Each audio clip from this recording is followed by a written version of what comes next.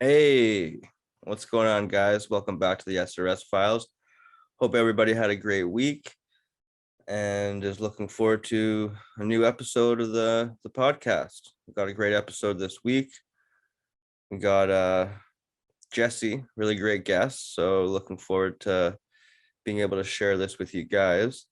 I will say though, I was kind of holding back on this episode a little bit because I did find myself, sorry to say, interrupting a lot. And I'm sorry, Jesse. I'm sorry if I wasn't able for you to fully get every little detail out because I was so invested and excited to hear what you had to say. And when I get excited about something, I'm like a little kid. I can't stop. So I feel like I interrupted a few times and I'm just a little bit embarrassed, but at the same time, it's a great episode. There's a lot of great information. I love your story.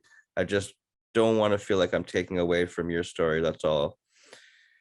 And with that being said, let's get into this great episode. Make sure you like, subscribe, do all that good stuff.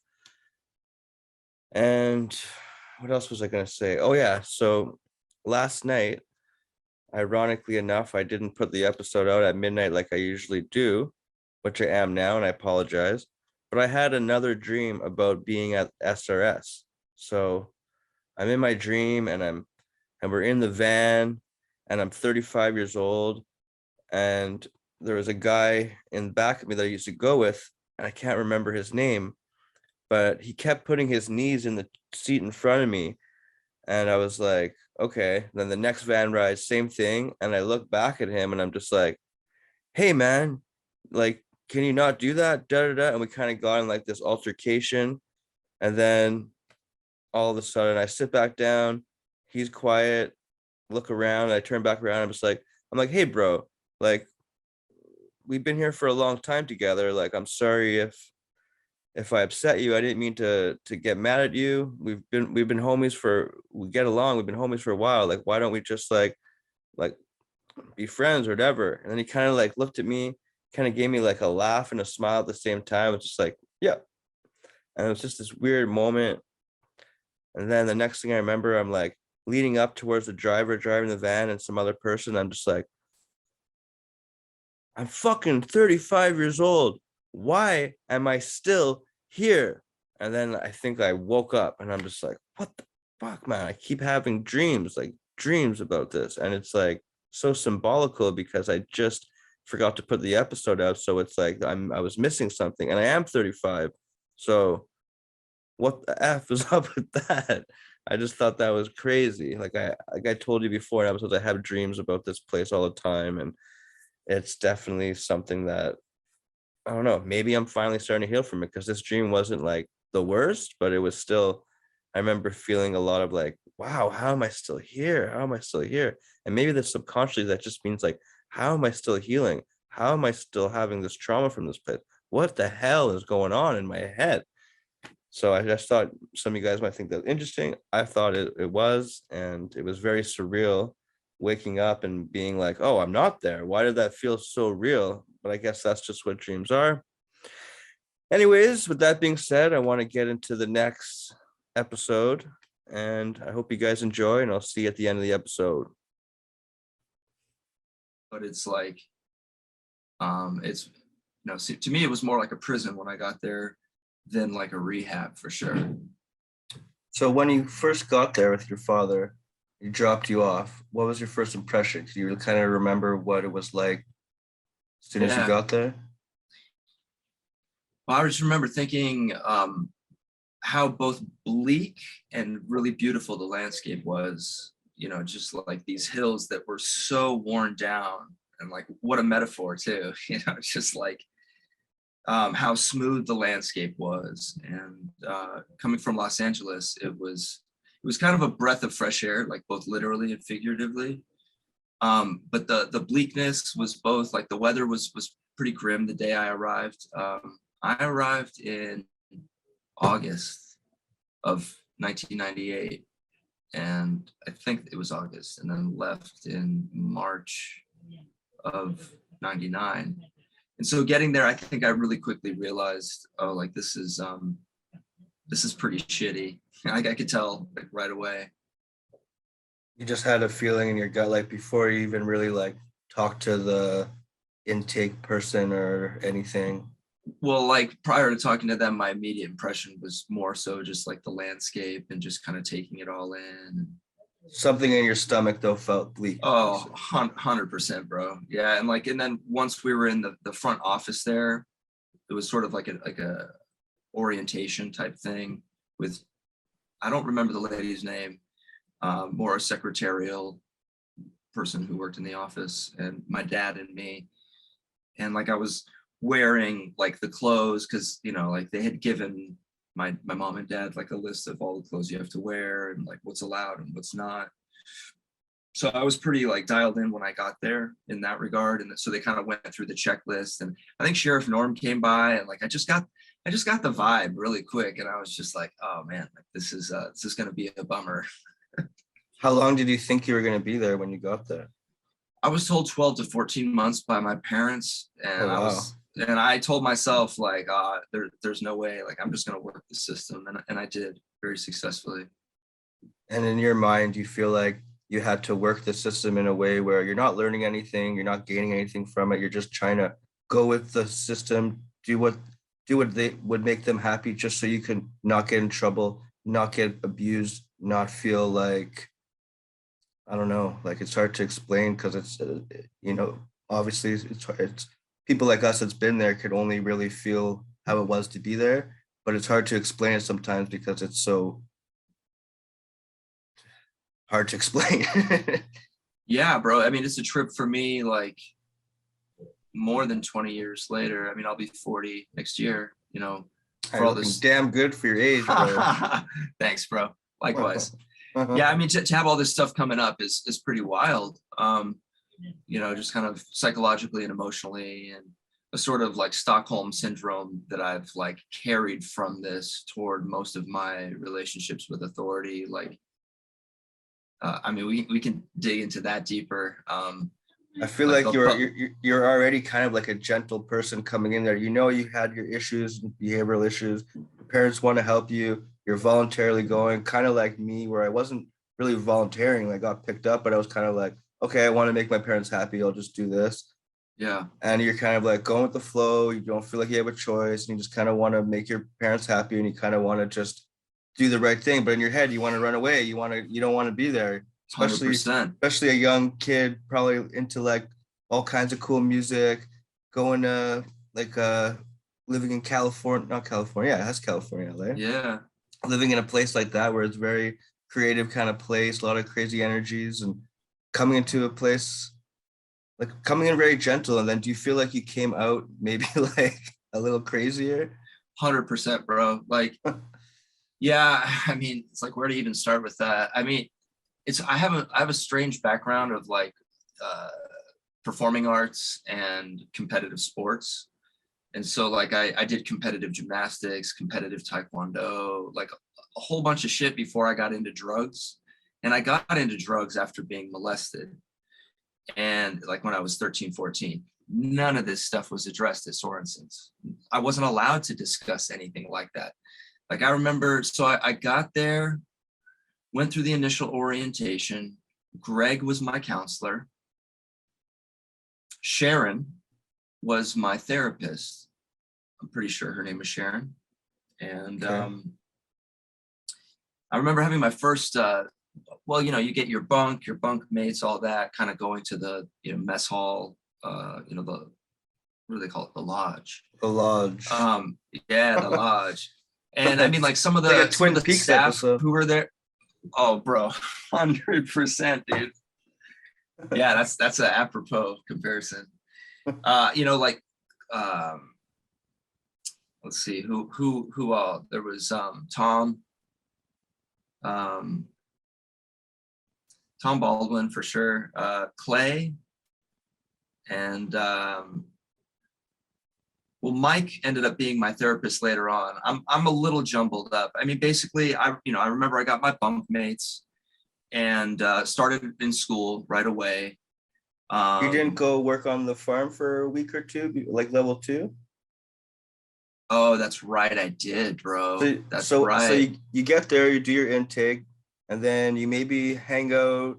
around the kids for a little bit, and then you sleep in the lodge for the first night, go to That's work right. on the farm for about 2 weeks, then you probably have a bunk assigned to you, and then you're still on level 2 until if you don't get in trouble and you finish your few weeks of whatsoever, and then you're able to earn the privilege to go to school. Correct. I now remember that, dude. You just totally lot. Yeah, Well, I've been going through this quite a bit lately. bro. I totally forgot. Well, because I worked on the farm like full time with Bill for a month at the end when I graduated, and so I think that very much like eclipses the first 2 weeks on the farm. Plus, the stuff I did with Bill was so much more in depth. Whereas when you first got there, it was more like, like feeding the horses, baling hay, shoveling shit, like feeding the pigs. I remember we fed the pigs even bacon, like all sorts. It is terrible. Well, I Yeah, remember but there yeah, was a big slop bucket that we would fill up from the kitchen or something, like a huge one yeah, with all the leftovers from the lodge yep. meals. And that's what we fed the pigs. I remember that. There are some things I remember incredibly vividly. Other things, not as much. But So you're right. you're The first 2 weeks, we did work on the farm, and then how did that go for you that first 2 weeks? Were you feeling like, wow, this is gonna be a hard 14 months? And you're like, I can't wait to get into school. I don't want to get in trouble because that way I go not have to work on the farm, or like what was your yeah, I mean, mindset at? my mindset was instantly like, I'm gonna work the system. I'm not gonna get in trouble. And what did you think of the students that were there? Were there any?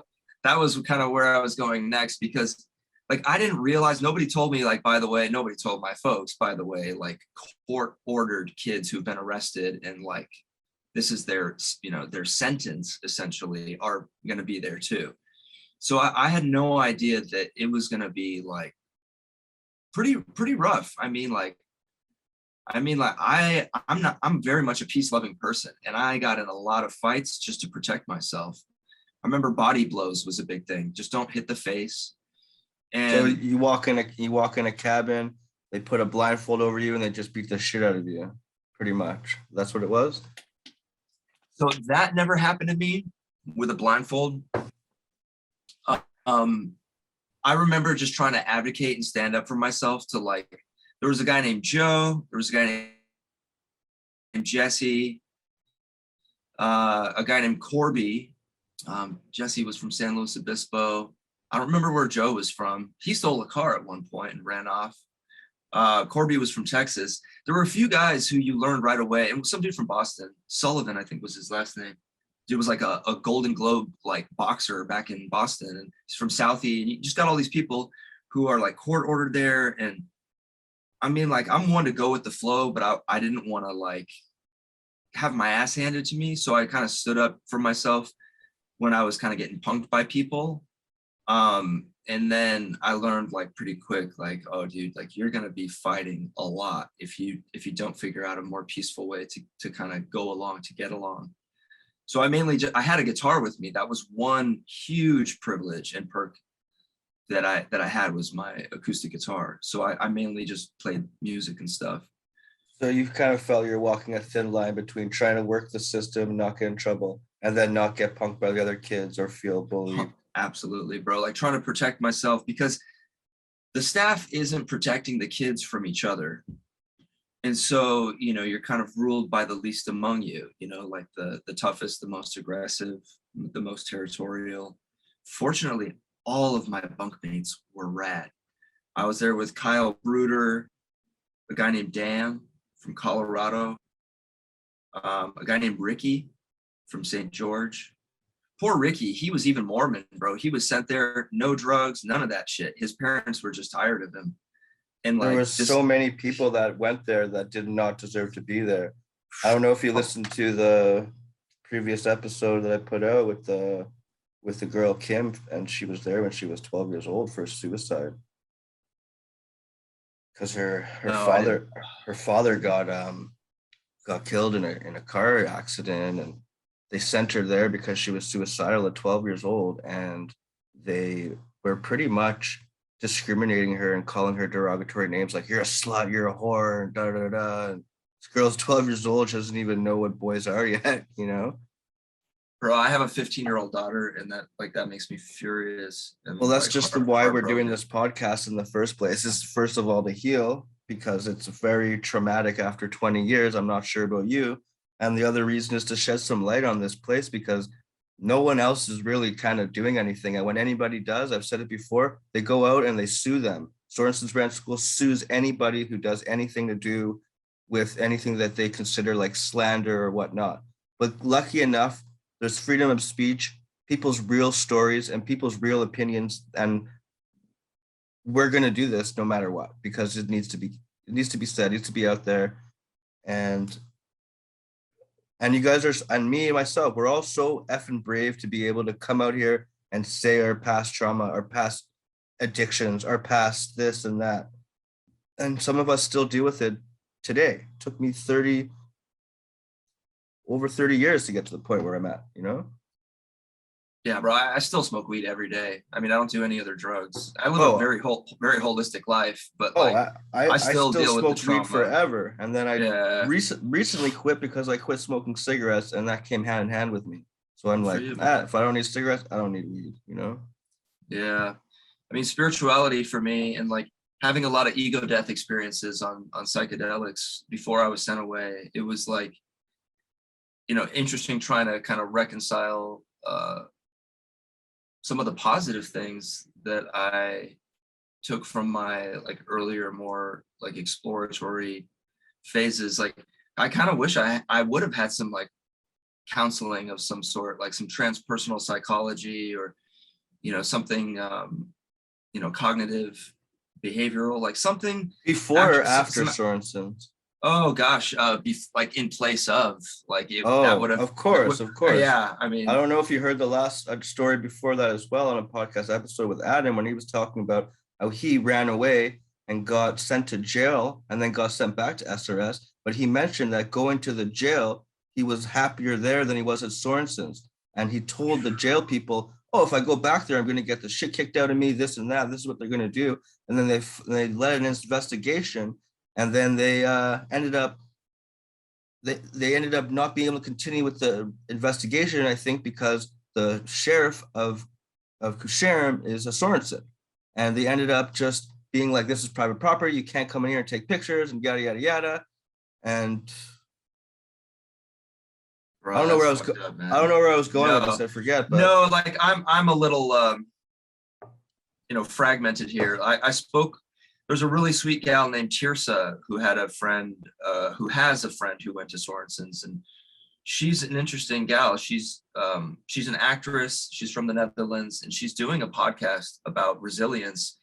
And it started out with one Sorenson story, which for her is now snowballed into her own investigation of Sorenson. good. So You I gotta had a link me up chance, so we can bro. kind of I will, man, because support each other.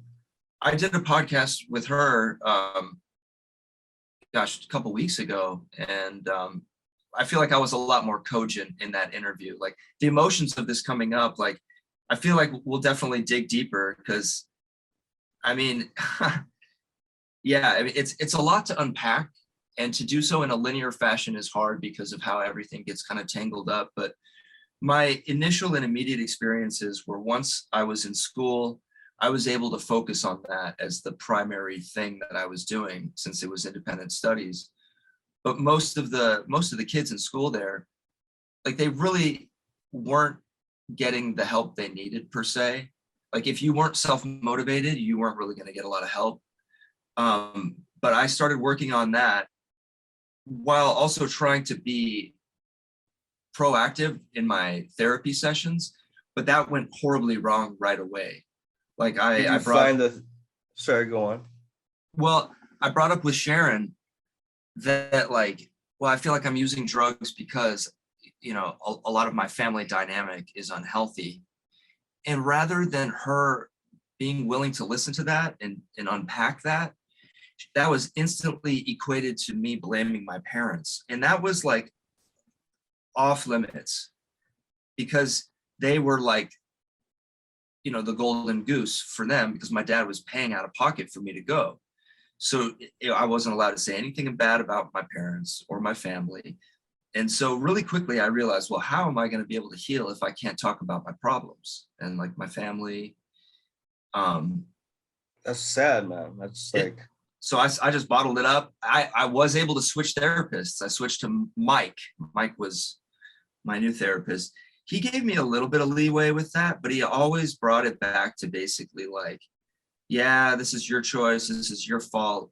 This is your mess up. It reminded me of like some kid in a corner just kind of like rocking back and forth, being like, I'm bad, I'm bad. You know, like that was like their end goal, was to get you to a point I feel like of that. you remember this for a reason, is because back then, like you mentioned earlier, that you were molested. I mean, these are serious things that happened to you at a young age, and that led to you and your drug addictions at such a young age. And of course, you want to mask them up and escape from reality. And I had a similar situation, but I don't remember it as vividly as you do because I never was molested or had those type of things as I was a kid. But I do remember being in my therapy's office for the first time ever being in there, thinking like, okay, cool. This is someone I could trust and I could talk to. And Yeah. within 5 minutes, I was sent out of the room to go do a hike across the lodge back and forth for the rest of the day. Just because I was just ready to open to talk. They thought like, oh, I'm fucking playing the system, or they said something like amongst those lines, and it just felt like, and the initial response was, wow, like same like you, like how am I going to heal, how am I going to be here, how I have to literally like suck all my emotions inside to last here, and I got to fake it till I make it. And I'm not the kind of person that fakes it till I make it. I am true to myself, and I always wear my heart on my sleeve in every situation, so that Same, was bro. fucking hard for me. Like I was always the kid in school and like elementary school and all that who like would like speak out if a teacher was like being like out of line towards a kid. Like I always felt like a sense of the need for justice and standing up for like my fellow man. And like I don't know, I feel like Sorenson's really kind of beat that out of me. And I don't know, it's like just kind of what, there's fight and flight, and then there's freeze, and then there's fawning. And I've been doing a lot of like deep healing work with complex post-traumatic stress disorder, which like definitely is partly resulting in a big way from my Sorenson's experience. And realizing that sort of the people pleasing of authority figures so as to preserve like my nervous system as like kind of an underlying issue in my life. And I think Sorenson's was the first time I was like, shit, like if I stand up for what is right and for what I believe in, it's not only not going to help the person I'm trying to help, it's going to hurt possibly them and definitely me. And so I learned to shut up for self-preservation, even when I And saw that's not a and that's not things that were wrong being done. and that is a very unhealthy way to be. So the fact that you have to be a robot and you suck it all in and play their little game is so unhealthy, and it causes so much trauma. So much, to the point now 20 years later, I am still dealing with it every single day because I feel like all these feelings that were even worse for me to be there, feeling abandoned, feeling hurt, and feeling unlistened to, and all this stuff was all bottled up inside for so long. It took me like 30 years to really like mature and realize like, okay, like I can move on a little bit, and I don't think I ever will, but at the same time I feel like I'm starting to finally, enough time has passed and I've kind of learned a lot, and I've tried to settle down with the drugs and the addictions and everything, where I'm like, hey, so I don't know. I just wanted to mention that because someone did mention that in an earlier episode. I don't know if I put it out yet, but they did mention that it took them quite a long time to get to the point they want to be at, and in like a mature kind of way, to get to that point. For me, I kind of I made the choices of, basically I got a major label record deal like a couple of years after getting out of Sorenson's with my brother and a few guys from high school. We got signed to Madonna's label, Maverick Oh Records, wow. for a 6-album deal. I'm like an emotional wreck, fell in love, got married, had kids. Like I was 20 when I got married, 21 when I Wow, had you my should son. literally write a book, dude. Yeah, maybe, man. That'd be cathartic if for me, for me, if for no one else. I feel like anybody that's on this podcast can write Oh, bro, a 100%. book. But like I built a whole life and a family on a very shaky foundation of I think complex you're post-traumatic stress. And I think you're super, super blessed to be able to go through that and then be able to get to the point of the record deal and the relationship and yeah, that's not a easy thing. yeah, but then after recording our debut album, like the label folded and they let us go. I got divorced a few years later. And like now, as I'm approaching 40, I've been doing like a lot of deep healing over the last few years. And um, but like the molestation, it's always kind of been in the back of my mind. It's like, oh yeah, that went down. But like it came up like really heavy when I was maybe 37, Oh wow. 36, 37. Like, yo, dude, like this has so heavily informed your substance use over the years and abuse over the years. And I was diagnosed with an autoimmune condition a couple of years ago. So like holistic healing has become like my life basically. I'm still able to do my job at Trader Joe's thanks to like my supplement and exercise and sleep regimen. But like it's like I don't know, the irony of my being so hyper vigilant and on edge that my immune system is like attacking itself is not lost on me. And like how everyone, it seemed, who was at Sorenson's was on trazodone. Like they were like, the pharmacology aspect alone there is cause for concern. You know what got me on this whole Sorenson's thing again recently is somehow randomly I found myself looking up Sorenson's, and the Jill Sorensen case came up, and I was like, wait, Jill Sorensen pleads no contest to like almost 30 counts of child molestation. It wasn't Jill, but it was a Sorensen. It wasn't Jill? No, a different Sorensen, but definitely part of the family. Yeah. Yeah. Who was I it? I tried to read the interview page online recently during a podcast and I couldn't get it. It said forbidden. So it's like, did they take it down as soon as I'm like started this podcast? Well, I would look it up, but I don't want to get distracted from our conversation. That was initially that headline in the mugshot or whatever. Yeah. Was kind of what got me on a message board. Just people. It was a Sorensons Ranch abuse kind of bulletin board, whatever they call it these days. Yeah, And see, so it says no contest, yeah. but when you Google it, Oh, all I see is a white screen. Here, I'll try yeah, pulling it up on my end because I yeah, could have. but it still says in Google, you can find it says ex-instructor at Utah Ranch for troubled teens pleads no contest. And this is August 2nd, 2017. And pretty much what the article says is this girl flies to LA, a past student, and has sex with a minor in different hotel rooms, and then they find their cell phones with thousands of text messages through each other. It was Wendy Sorensen. Visalia Times, published August 1st, 2017. Wendy Sorensen sat in the courtroom and wept as a Tulare County judge read the 29 counts of molestation that the woman faced. And she quietly pleaded no contest. 37-year-old Utah woman, Wendy Sorensen. Yeah. So that was some shit. I was like, oh, well, that immediately validated everything that my nervous system, my emotions, my eyewitness account of people getting fucking tackled. Like the submissions were insane. I'm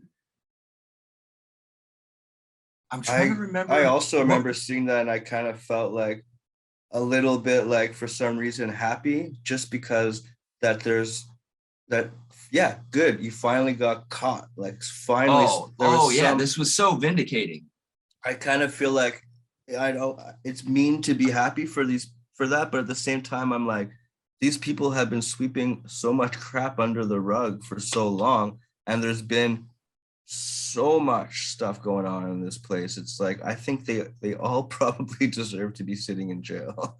So I mean, I agree, man. The only people I feel like, so bro, on my journey, I basically got there level 2, then level 3. Level 3, so I'm going to Narcotics Anonymous meetings. I'm going to the hot springs and the Shake Shack and all that shit. So now you have like a vested interest in maintaining your servitude, which is like, oh, like when I shut up and I go along, I get these privileges. I did think it was weird that there were actual like adults who were at Narcotics Anonymous with us. Like we were like essentially, it wasn't just kids at NA. Like we're like fraternizing. We would go to Salina, and Salina. Did you guys go to NA meetings? no. Okay, so bro, this was considered a field trip, like an activity. They'd load us into 2 or 3 vans, and the level 3s would go into Salina, which is next to Richfield. Yeah. And we would go to the local Salina Narcotics Anonymous meeting, and there would be, a dozen locals with various addictions, in their 20s, 30s, 40s, 50s, 60s, whatever, grown ass people, and us. And, I felt like there was this pressure, like at some point you had to share in NA. And I just thought it was weird that Because it's supposed to be a willing place to be. You're supposed to be wanting to go to the NA. NA is for people that want to get help or seeking help, and are seeking community. They're seeking people that they can rely on to help them get sober and can go have somewhere safe to be and get better. But here's a bunch of kids that don't want to be here that are going there. It's a little weird, but I also kind of feel like that's almost one of the things that, like, for someone that wanted to get help might help them, and it might be kind of not as bad as half the crap that goes on at this place, unless you have something to add to that. The irony is that because you had the other adults there as witnesses, it kind of actually gave you more freedom, more leeway in terms of like what you could say or get away with saying without having like immediate retribution from the staff. Also, so yeah, I got there level 3 right away, was doing, or not, didn't get there at level 3, but got to level 3, started doing things like that. Eventually was level 4, got to move off campus. Was Martin still there when you were there? Yeah. So Martin he ran the off campus house that was like the boys' home. It was like Lost Boys, dude, or like fucking Lord of the Flies. It was like a bunch of kids living there alone, and then him like checking in every now and then like essentially spending the night there. And then later I lived with Christine and, was it Ross? Ross and Christine? I don't know why I wanted to call him Brad and Christine, or Brett. I think in the last interview I was calling him Brett, and she was like, "You mean Brad?" I remember Christine for sure. She was blonde. They had 2 kids. I lived there with a guy from Georgia's named Charlie, who people called Peaches. And, we had some nice privileges there. Like I got to watch movies with the family. I went home on my Christmas break and I shaved my head, and I came back to level 1. So then I started going on hikes. Yeah, bro, having a buzzed head was a level 1 offense. And the fucked up thing was, bro, I actually went and got my hair cut, and it was a fucked up hair. Like they botched my hair. I got a legit haircut on my Christmas break, and it was fucked. So I just shaved it. And despite that, they were like, "Nope, you're level 1 now." So I lost everything. Went back. So you were a good kid. You were Mm-hmm. working the system, go on vacation, shave your head, and they put you in level 1. They did, man. Yeah, the level 1 happened before I lived off campus. I was level 4. So I got to go home for my trip, and I came back with a buzzed head. I became level 1, and I still worked back to level 4, and then even level 5. And I left at level 5. That's when I was level 5 was when I was doing off campus housing. What was it like being on level 1 back in 1998? Oh, bro, it's pretty brutal. Like, I mean, like the workouts, you had people in orange jumpsuits, which obviously, there's level 1 and then there's isolation, which is I'm level 1 in an orange jumpsuit where, as I'm sure you know, spending hours and hours and hours in a cow pasture, just sitting there, often in the snow, going on hikes. That's what the. Can you go back? You know, So sitting in the cow pasture, what was that like? What can you explain that a bit more? I didn't do that, but I saw kids. Dahmer was one of them. Well, they called him Dahmer. It was fucked up. That wasn't even his name. Yeah, they like after Jeffrey Dahmer. This kid, he practically grew up on the ranch. I think Kevin was his name, and he stole a horse once and ran away. And I mean, he had run away multiple times because he was only going to come back if he had no home. He had nowhere to go. He was a lifer, sort of say. He was a lifer, bro. And like he and that guy Joe and like Jesse was level 1 a lot, but that Latino dude from San Luis Obispo. And what was this? What was this sitting outside in the snow pasture thing? Was that on the fence in front of the lodge? So there wasn't a fence there. I think when I was there, it's just on the east side. So that highway, right, runs north-south, and Sorensons is just off on the east side. Yeah. And so if you keep going just the other side of the lodge, there's that huge pasture right there. That's right? what I meant, like on the back of the lodge. Yeah, exactly. And so the isolation kids would they'd be out there all the time unless they were doing the workout, the hike, or some other form of punishment. So what were these workouts like? What were the hikes like? Oh, bro, well, the state of Utah is now suing Sorensons over the hikes. It was these grueling hikes, often in the heat. And bro, I grew up hiking. I love hiking. But like, I want to say not like a lot of water was on these hikes and not a lot of like compassion. It was just like, yo, we're going to hike you guys in a line, like march you guys essentially along just acres. I mean, I want to say it was at least 7, if not 8-mile hike. That was my recollection. And so I had to do hikes and I had to do workouts. The workouts, bro, it was mental. It was like they were trying to break you because it was shit like wall sits, like making you do long ass wall sits to where your quads are just burning. And because like it's not on a timer where your mind has a goal and something like to hang on to. It's just like, we're done when I say we're done. Oh, that person messed up. Now everybody has to do it again. Like that kind of shit. Yeah, I mean, yeah. What would happen if you couldn't do the workout or you refused or whatnot? That's the golden word, bro. I refuse. Those words, without fail, would get you tackled and taken down in a submission. That was the thing. You could never say those words. Would there be blood? Because shit. I mean, I saw Joe. I think Joe got a bloody nose once. I mean, the tactics employed were often the kind where it's like, oh, we're gonna hurt you, but not leave a mark. I saw like Clay was huge, bro. Was Clay there when you were there? I remember he called everybody bitch dog without fail. Hey, bitch dog. Hey, bitch dog. Yeah, I mean, he must have weighed 250, 300 pounds. I saw him tackle tiny people, fucking boom, take him down. Females? Yeah, and Norm, I mean, I remember every morning without fail, Norm would come through the door or the bunks and be like, yip, yip, yahoo, get out of bed. Wow, I remember that too now you say it.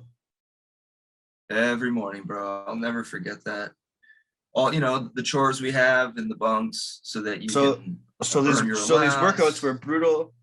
Yeah, thanks for keeping me on track. Sometimes kids would have a bloody nose. Sometimes kids would get heat stroke from the hike or like, and this is just if they refuse. What if they just couldn't keep up with the workout because it's a very hard workout?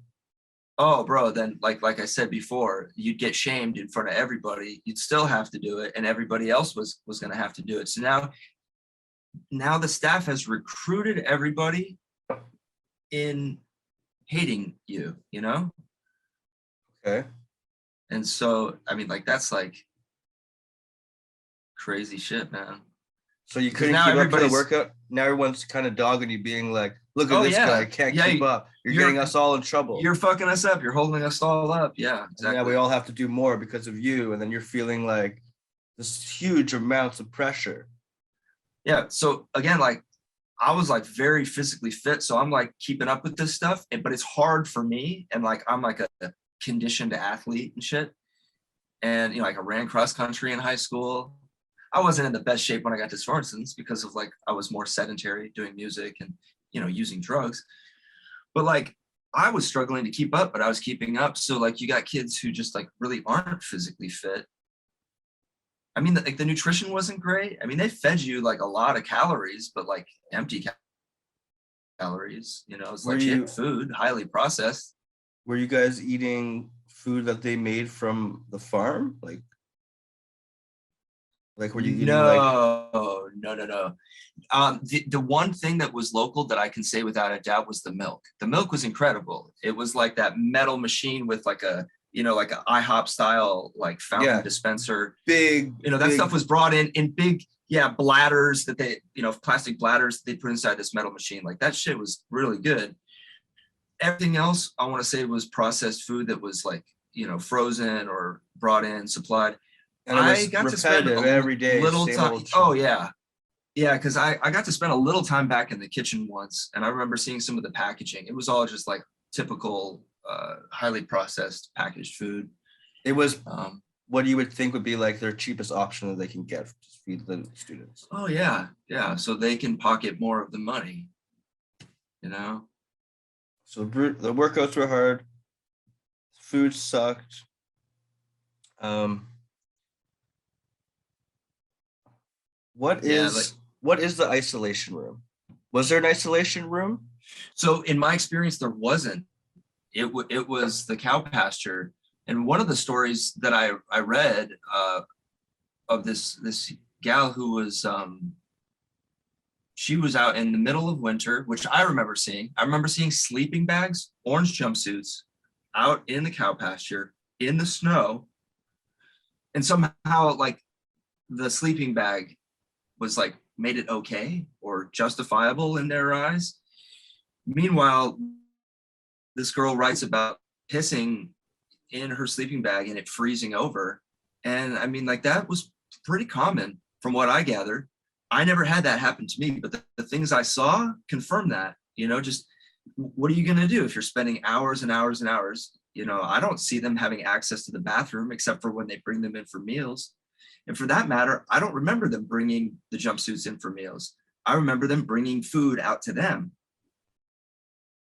I heard too that they had like a time limit. It would be like, here's your food. 5 minutes later, if you ate it or not, we're taking the plates back or something like That's that. crazy, bro. That sounds right. That doesn't surprise me at all. Like the only perk about living there was they actually did your laundry. All you had to do was fill your laundry bag and they would do your laundry.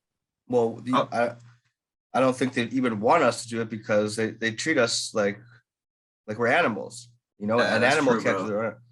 So I have another Dang. question about something. I want to go back a little bit and kind of tap into when you first got there. You're working 2 weeks onto the farm, and then all of a sudden you're about to get your level 3, and you get to make your first phone call. What was that like for you? Can you run us through that? I want to say I called my brother because all the trouble I was getting into was with my older brother, who was 3 years older. He was 19 and I was 16. And I don't think he even picked up. I think it went to like answering machine, and I was So just you're able devastated. to make a phone call on your own, or you're able No, to, supervised. They're like right there next to you. and they let you call your brother, or you just gave that number? I think I don't I think that they weren't like sitting there with like my mom and dad's phone number verifying what I punched in. Okay. I'm pretty sure like this memory is a little bit blurry, but I remember trying to call my brother, and I think I even took the risk to do so. I know it's hard to remember, but I always feel like that kind of paints a picture about how this place was kind of manipulating you in a way Oh where, yeah, how was it like? Like, were they watching you? What like, always. They read what did your they tell you? letters. What did they tell They'd you when you monitor do your your phone calls. what did they say before your first phone call? Do you remember? Or close to imagine what they would have said in your imagination. Yeah, yeah. Let me sit with this a minute.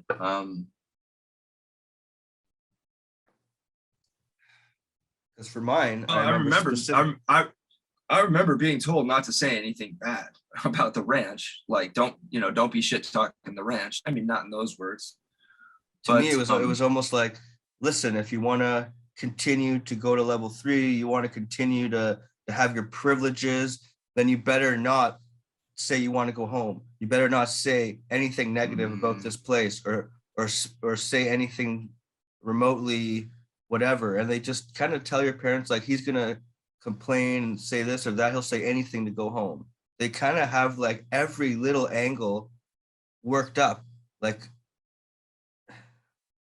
it's insane.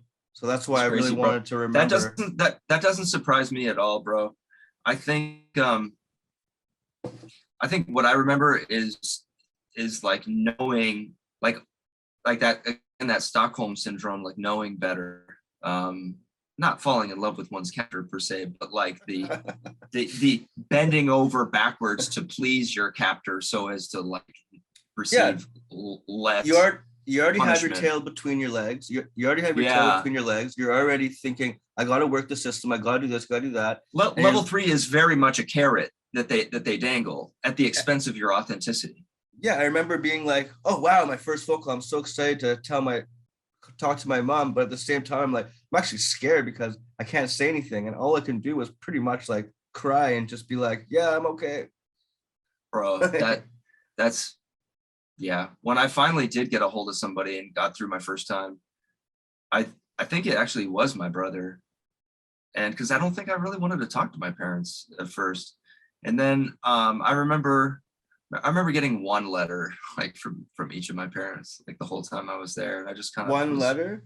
yeah, That's tough, man. yeah, which made going home for Christmas weird, like the compartmentalization of and I totally smoked weed on my home break. I was like, oh, this is great.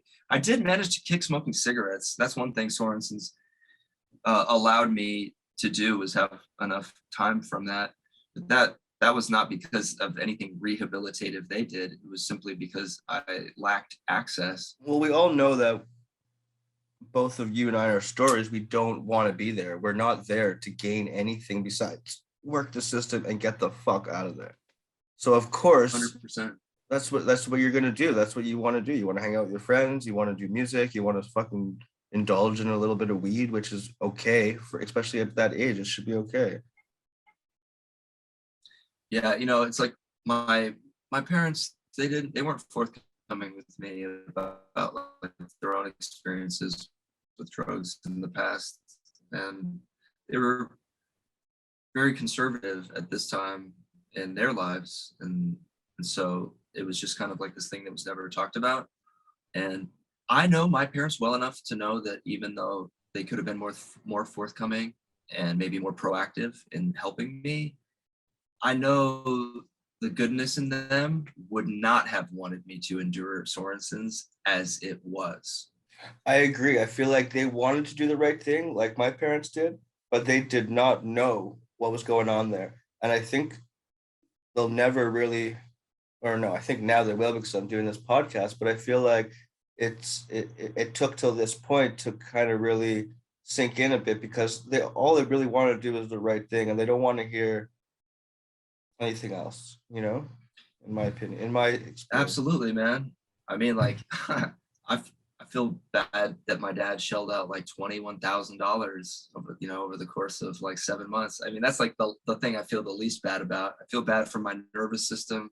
I feel bad for like my ability to like stand up against But do authority, you really feel that bad? Because, like you said earlier, it's been over 20 years and you're still traumatized. Was it really worth all that money to keep you traumatized for that long? I don't think any amount of money is worth that, especially for your children. I would pay No, like I I mean like that's gotta hurt even more to know the fact that you're paying he was paying oh, for your trauma. absolutely. It's funny. My dad and I live together. You know, my son's 18 and my daughter's 15. Um, been divorced for a number of years, and you know, Are like you my guys dad. close then, eh? Yeah, we're close and we're tight, and like he knows me. He knows me for who I am, and I know him, and he doesn't judge me. Have And you I know guys discussed like Sorensons and stuff like this? And a little you're little lucky to bit. have that. Yeah, man. It's I do I do most of the talking, but you know, like he very much listens and obliges me, and I think he feels bad that he went along with my mom's idea. And I know Does he acknowledge the fact that this place could have really caused some damage though? I think maybe that connection is not quite.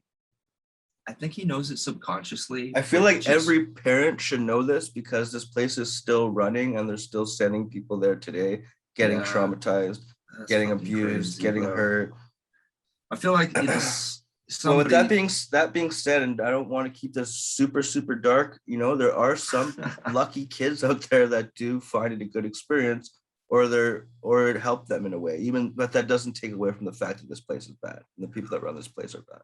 I'm always able to mine nuggets of gold. Like the Buddha was not far off when he said life is suffering, because eventually everything you love is going to die and everything that you hold sacred is going to fall apart. And yet you know, even within the worst of my experiences at Sorenson's, I've managed to mine little nuggets of gold. Like Ken was a really good physics teacher. You know, Martin got me to fall in love with the works of Tom Paine. I learned about compounding interest from JL in my economics class. Like I got to design a really sick, you know, weed growing setup the whole time I was there. In my mind, I was bored, and I got to design my dream, you know, studio. And I made the best of a really bad situation by That's escaping the into only my way to go. schoolwork, by escaping into my schoolwork and into like my creative ideas and practicing my guitar. And then Because I got to earn a because little bit of money my last month there too, even though they paid me like $3 an hour. It was, you know, I great. think it has to do with the fact that you kind of were working the program, you know how to do it, you're like a robot, but at the same time, you got that on dial. You're working their program, you got it on dial, and now it's like, okay, cool. I got that part down. How could I be here and make time pass and make the best out of this really shitty situation? But again, it's at the cost of like my authenticity and my nervous system. Because I mean, I love Trader Joe's because the vibes are good there, and I've been doing it for like 8 years. But like I've always kind of in my work life just been like, absolutely, you got it, no problem, I'd love to. Like I'm a super agreeable guy, but if people really knew me, they'd know like I'm kind of like a cantankerous hermit who just wants to write and produce his music and be in nature and be left alone. But instead, I find myself in the service industry trying to, you know, spread love and kindness and like lift the world up out of its darkness a little bit, just like one person at a time. But you know, I'm not stoked on what's going on with, you know, vaccine mandates, like with my autoimmune condition. And I'm not saying much on Facebook about what I think because I know it's not the popular view.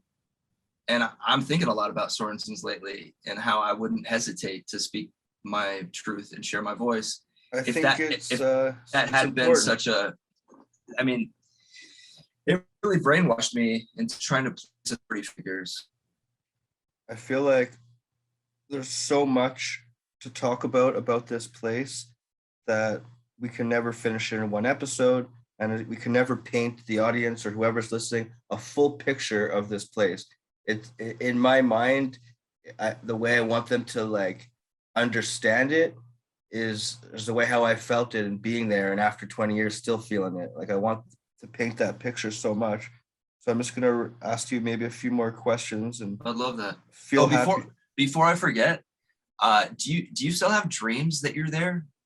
Yeah, I mentioned that. I might have mentioned that in one of my podcasts. I dream quite often that I'm either being sent there or I am there, or friends of mine are there, or just weird dreams. And they're Same. very annoying. It's the least to say. And I think I had one the other night, and it's tough to still be dealing with that, after so many years, because I remember every single night that I was there, I had a hard time sleeping, and I had dreams of being at home. I had dreams about being home and seeing my friends, and then waking up there, and I just feel so abandoned and alone, and like, why am I out here? Why am I here in this horrible place? That's what's happening in my dreams when I'm there, is this deep cognitive dissonance of me knowing I'm well over the age of 18 and there's no logical reason why I should still be there, and yet I am in the dream. And there's just this friction. It's almost like a banging your head against a wall type feeling of like, what's going on? I always feel like I'm getting pulled there, and I'm like, in my dream, they're like, oh, we're gonna have to send you back there, and I'm like, what the fuck? Like, I'm 35 years old. Exactly, bro. And so, I mean, I guess at this point, I'm trying to rescue those parts of me that are still trapped there. Yeah, it's a scary thing, and like I was saying earlier, Buddy was sent to jail for whatever reasons from Sorensons, and then he's about to get sent back to Sorensons, and he didn't want to go. He'd rather be in jail than be at Sorensons. And that there alone speaks so much volume. That speaks volumes. Yeah, bro. That's like, I mean, like, what more do you need to say? It's like, wow. That's crazy. What are some of your other questions?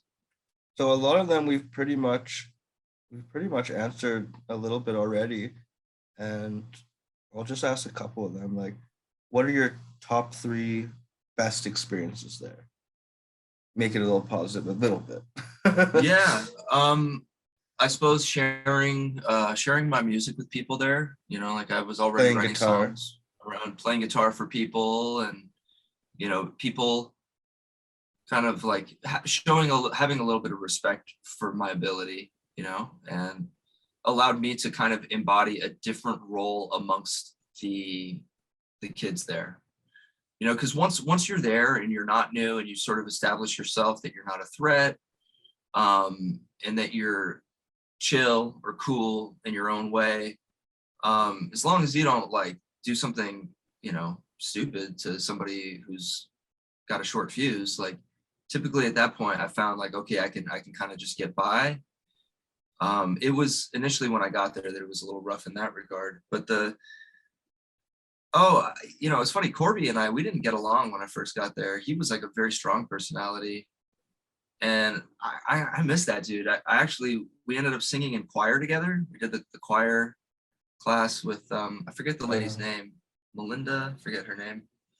And we ended up going to like an old folks home and singing some songs with the choir. And then he and I did a little Bob Marley duet. And that's pretty sweet.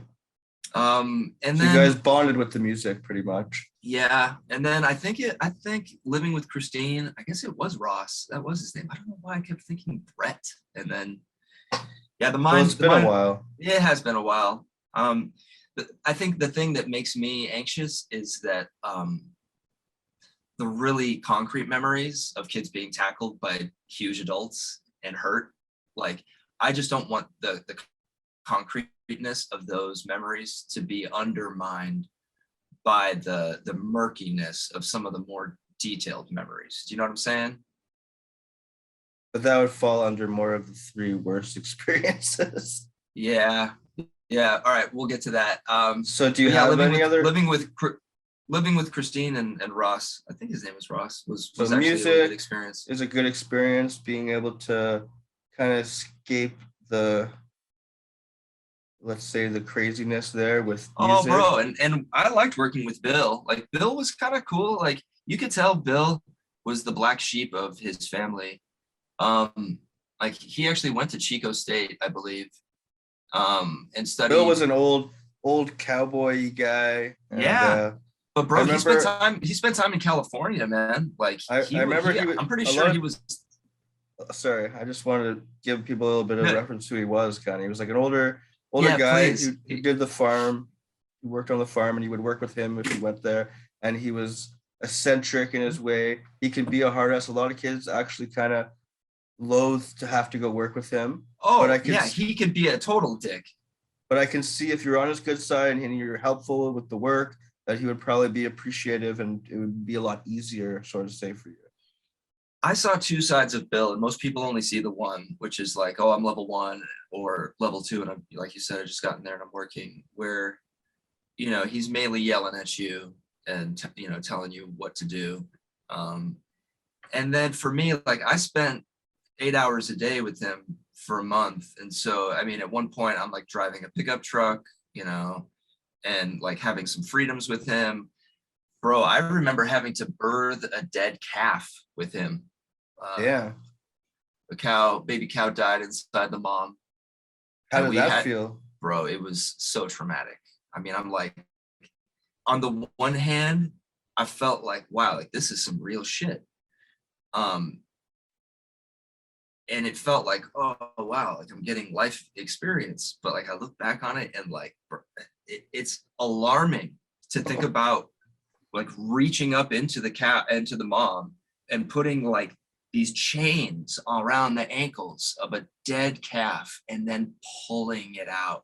It took like 2 or 3 people to just yank on this. It was horrifying. Like when you look at it through a rational lens.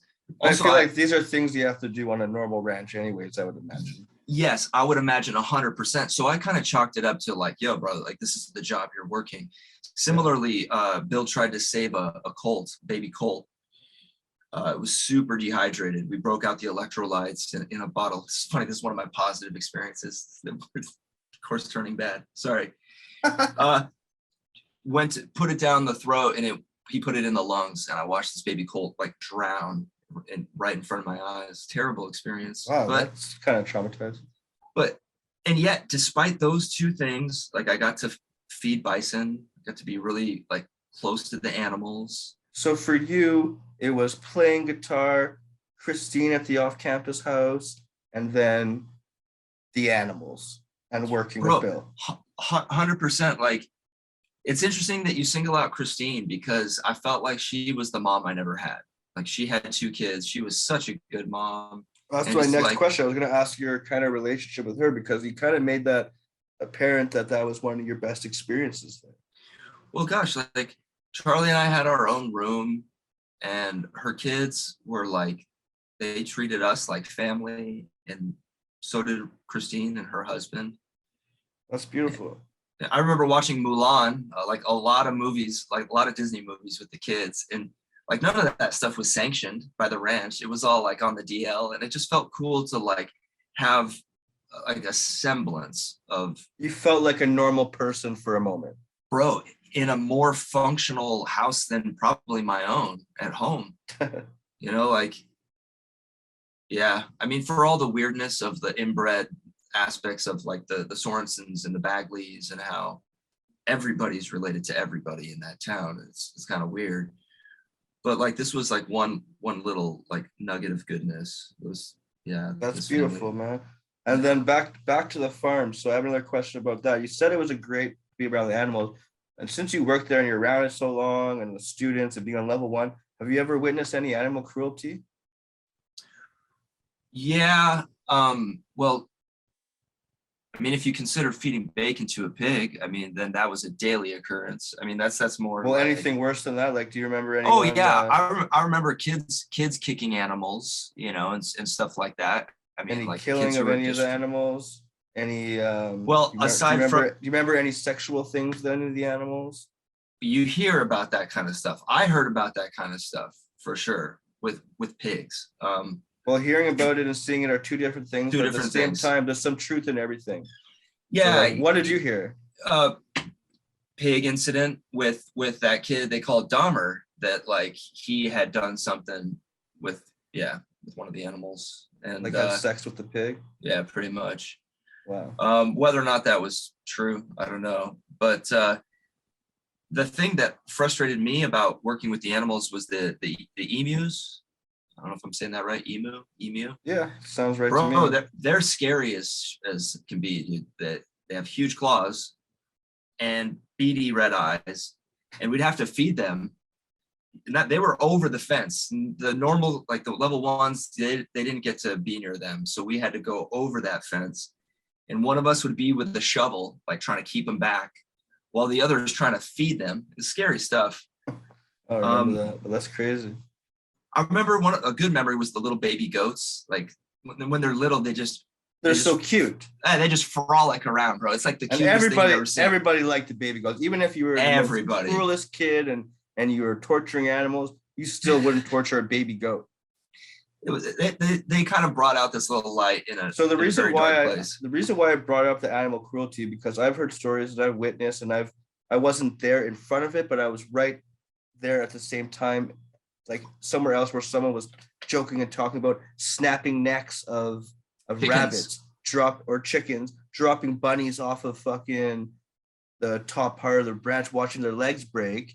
And there's a lot of things that go on like that. And I just want to shed a little bit of light about how that goes on there. And it might just be with the students, but it's because these students are so tortured and so mentally need help, and they're not getting the help they need. They're torturing animals, and they're sweeping this under the rug. They're not doing much about it. They don't give a shit, because I don't know why they don't give a shit. Well, it's like hurt people. And that, that's what was going on there is, you have adults hurting kids and kids. So it's safe to say hurting animals and each other. So you would agree that it's safe to say that there's a ton of animal cruelty going on at this place? In many forms, some more subtle, whether it's like, are these animals being properly cared for? Like on a very practical level. And then stuff like you mentioned, I remember people talking about chickens getting their necks snapped and stuff like that. You hear a lot of talk. So, but I mean, that's something that wouldn't be very hard for the staff to hide. I mean, it's like, in my head, there are a lot of chickens. Kill an animal, throw it to the pigs, and they would be like, apparently the pigs would just go fucking eat it so quick. That doesn't surprise me. That's devastating. Yeah, and to be honest, I always block that kind of stuff out, but that's something I like to shed some light on a little bit. Bro, I appreciate that, man. I mean, I eat a vegan diet for many reasons. I'm not that brave and disciplined to be able to do that, but I commend you and respect that. I mean, it's more self-serving than anything else. It's like part of my healing protocol, just like getting mucus causing foods out of the diet. And so that's one of the benefits that I sort of can claim, but like, honestly, I can't hang my hat too heavily on it. But like, as somebody who's conscious of the fact that like all life is sentient and all life is suffering, and that we are custodians of this planet, we really should like lessen the suffering of each other, lessen the suffering of all living things. It's so hard for me to hear that, because I want to do it, but I'm like, I love bacon so much. Well, bro, like the Buddha said, if your compassion does not extend to yourself, it is incomplete. And if you're harming your own health in the pursuit, like some people need meat to thrive, and I'm not going to judge on that. They'd be doing themselves a disservice eating a vegan diet. And at that point, it's still causing harm only to themselves. And how's that any better? So like to each their own, very, thoroughly and individually. I feel like one day I'll be able to maybe get to the point where like I'm ready to make that kind of move, because I've been dealing with a lot of things that I've been changing in my life recently, like stopping smoking, stopping weed, stopping drugs years ago, and stopping to do certain things and kind of accepting certain things and changing. And I do feel like that is something that I really admire. And I feel like it would take me a while to get there. But with that being said, I think that's something that would make me happy if I can do that, sort of say. Well, bro, I think following that impulse, the thing that like in us that desires to cultivate itself, I was telling my roommate this morning, I'm like, that's beautiful. Who was like, I was cooking bacon, and she's like, oh, bacon. And I remember just making, smells so good. And that's what, that was the joke. The joke was, man, if I was vegetarian and I smelt this, I would not be vegetarian anymore. Between you and me, well, and everyone now, I broke my veganism a couple weeks ago. I had some meat, and I caught a cold for the first time in like many, many months. And really? I was like, and I just kind of raised an eyebrow. I was like, okay. So, I've kind of gone back. I do a lot of hemp seed smoothies. But that's good, because then it'll trick you. It'll trick your brain and be like, you don't want that. It's going to make you sick. Pretty much, bro. I mean, and that's I've been for trying to me. cut it. I've been trying to cut out white bread for the last few months, and then I went and caved and had some pizza. And I remember That sounds so good. then the next day, I remember feeling just so sick, and Yeah, I was like, oh, thank God, this is gonna help me. You know, like absolutely. It's like that good reminder of that's why I don't drink anymore. You know, I used to drink 5, 6 beers every day. Like that was kind of normal. And I was not a big drinker when I was young, when I was like into a lot of drugs. It was like more something I settled into to manage just the pain of living, I guess. well, alcohol And is a drug as well. oh, 100%, bro. And I got to, a point really in my life where I started to see my body as a temple and just really wanted to get as clean as possible in many respects. And but it's interesting how our nervous systems are wired with all this trauma. And as I do more kind of healing work, that's why I love your podcast, bro. I love that you're framing it under the umbrella of healing and kind of the auspice of healing, because you're either sharing it or you're storing it. And I've been storing a lot of stuff for a long time. And as Don't I you feel it's like easier to heal me and you talking and telling stories and kind of being like validating our pain, because when you're talking to a therapist, you can't even scratch the surface on this place. You can't, there's no way, unless you're like seeing a therapist 6 times a week for 3 hours a day, are you ever going to really get on the level where they can really feel what's going on. Maybe I'm wrong, but to me, well, I've never had therapy that I can't trust, I can't do this, I can't do that. But I trust you because you're like a brother to me. You're like someone that I can like feel like share the similar experiences, and it's easier for me to just let it all out. It's easier for me to just hear your stories, take it all in too, and then be like, oh wow, I actually got some of that out. Like that's a step forward, you know?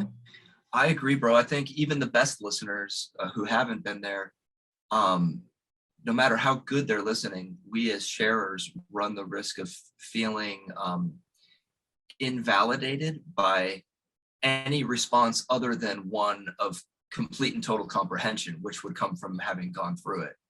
It's like trying to share like an ayahuasca experience with somebody. It almost it degrades it, trying to put it into language. That would be a great podcast. Just everybody talking about their ayahuasca trips. Bro, I've been blessed to have a couple, and I have to check my ego's desire to like prop itself up on that. But like trying to come from the heart here, it's been one of the most healing experiences, a couple times now of my life. And the first one allowed me to get in touch with my inner child. I must have cried time is an illusion, and it definitely dissolves in that experience. So for how long I was crying, it felt like 2 hours, followed by laughter that exceeded the duration of the crying. And that was really cathartic. That feels good. Oh, bro, it feels so good because the laughter comes from the realization that the pain is a story that's being perpetually told by the subconscious mind and being stored in the body.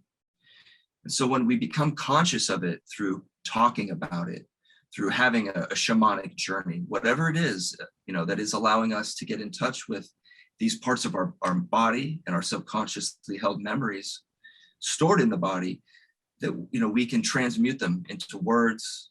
And like you said, release them little bits at a time. It's a lifelong journey for sure. But the first experience allowed me to get in touch with my inner child.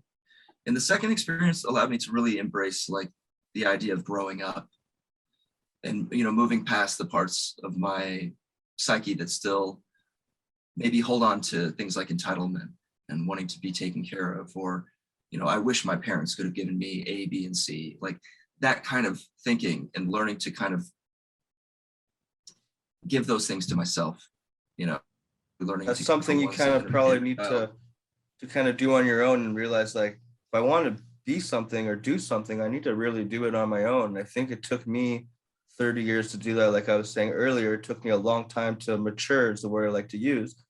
But once I got to the point where I realized, like, if I want anything, I got to work for it, I was a lot happier. I was able to kind of get to the point where I need to be. And I'm still trying to get further and further and further, but same. I'm happy where I'm at, at least I'm on the right path. Same, like part of my growing and healing is embracing radical responsibility, where I don't point fingers and blame, people. But so it's interesting coming across all this Sorensen stuff at this time in my life, Well, and I think it's the timing of it.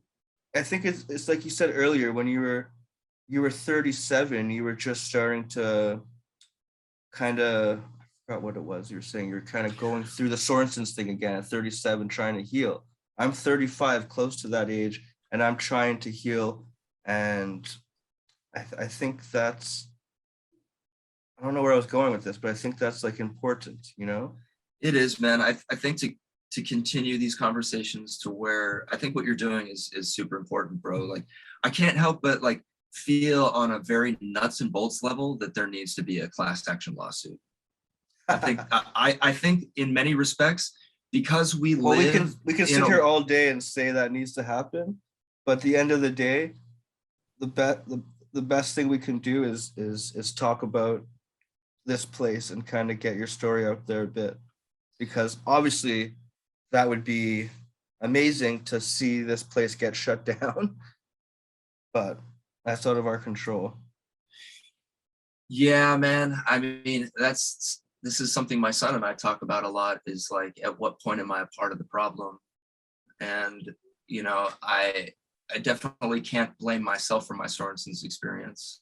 I mean, even though there's a part of me that does, because that's what they train you to do.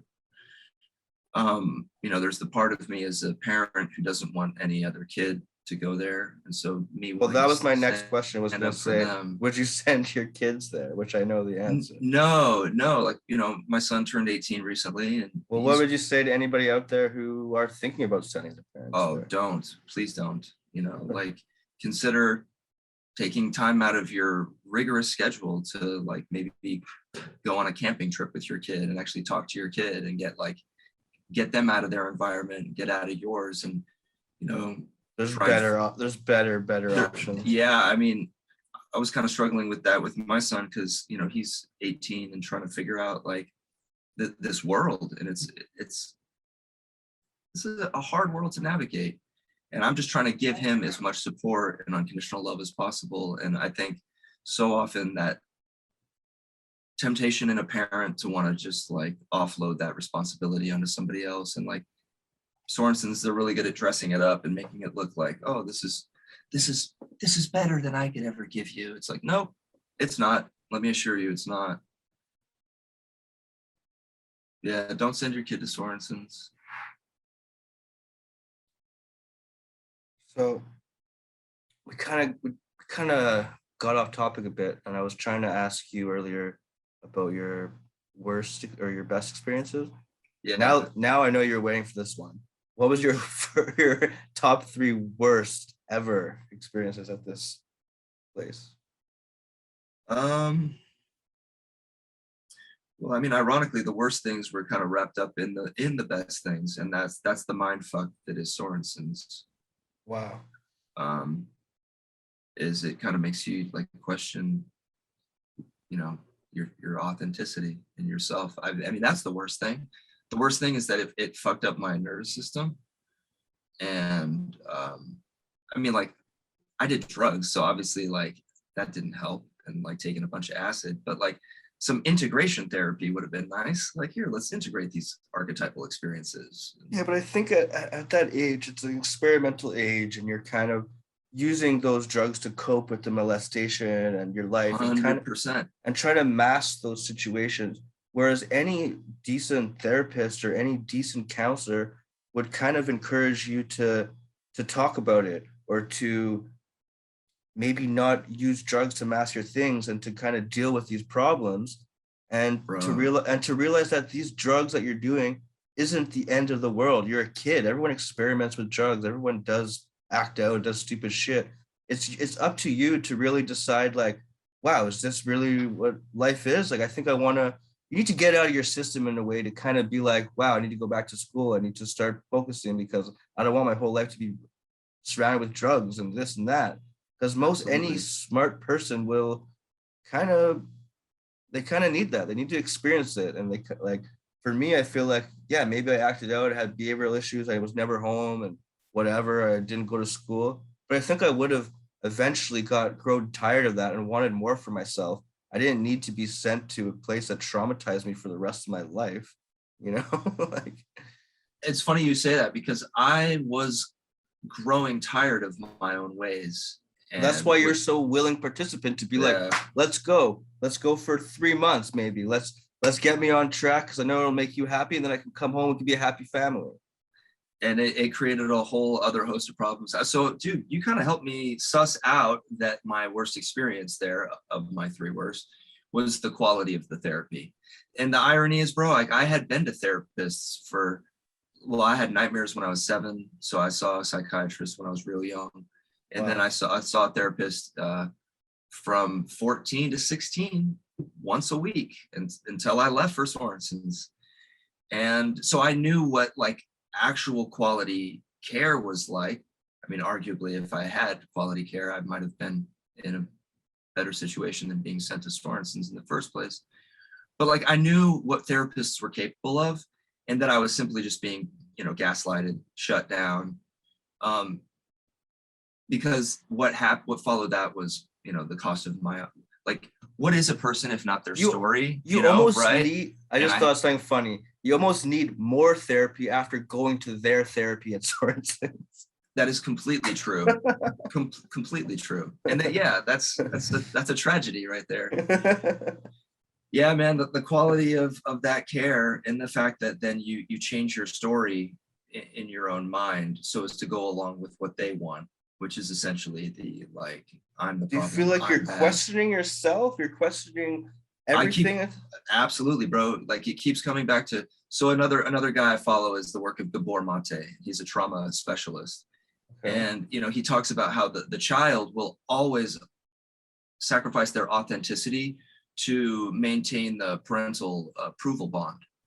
And that parental approval bond is transferred onto other authority figures that essentially, like, are the key holders, in our lives. They And got the keys, so to that's say. right. And so, giving up your authenticity so as to appease the powers that be, you know, you lose your authenticity as a person. Yeah, and you mentioned that quite a few times, and I definitely understand where you're coming from with that, because I lived it, and I literally used to, like, I was I still am, but I was so creative, and I was so open-minded and very excited about the world, and then like I just had to just shut down to just uh, fake it till you make it kind of thing. And you Yeah, never bro. really make it. You just fake it and fake it and fake it and fake it until you finally get discharged. And I think that's why I'm still to this day dealing with like a little bit of imposter syndrome in my life. Like, yeah, like the workplace, when you're in the service industry, you put on a smile and you do your job. But like I do it to the point of like compassion fatigue, where it's like, oh no, like I got to stay in good standing with like authority people.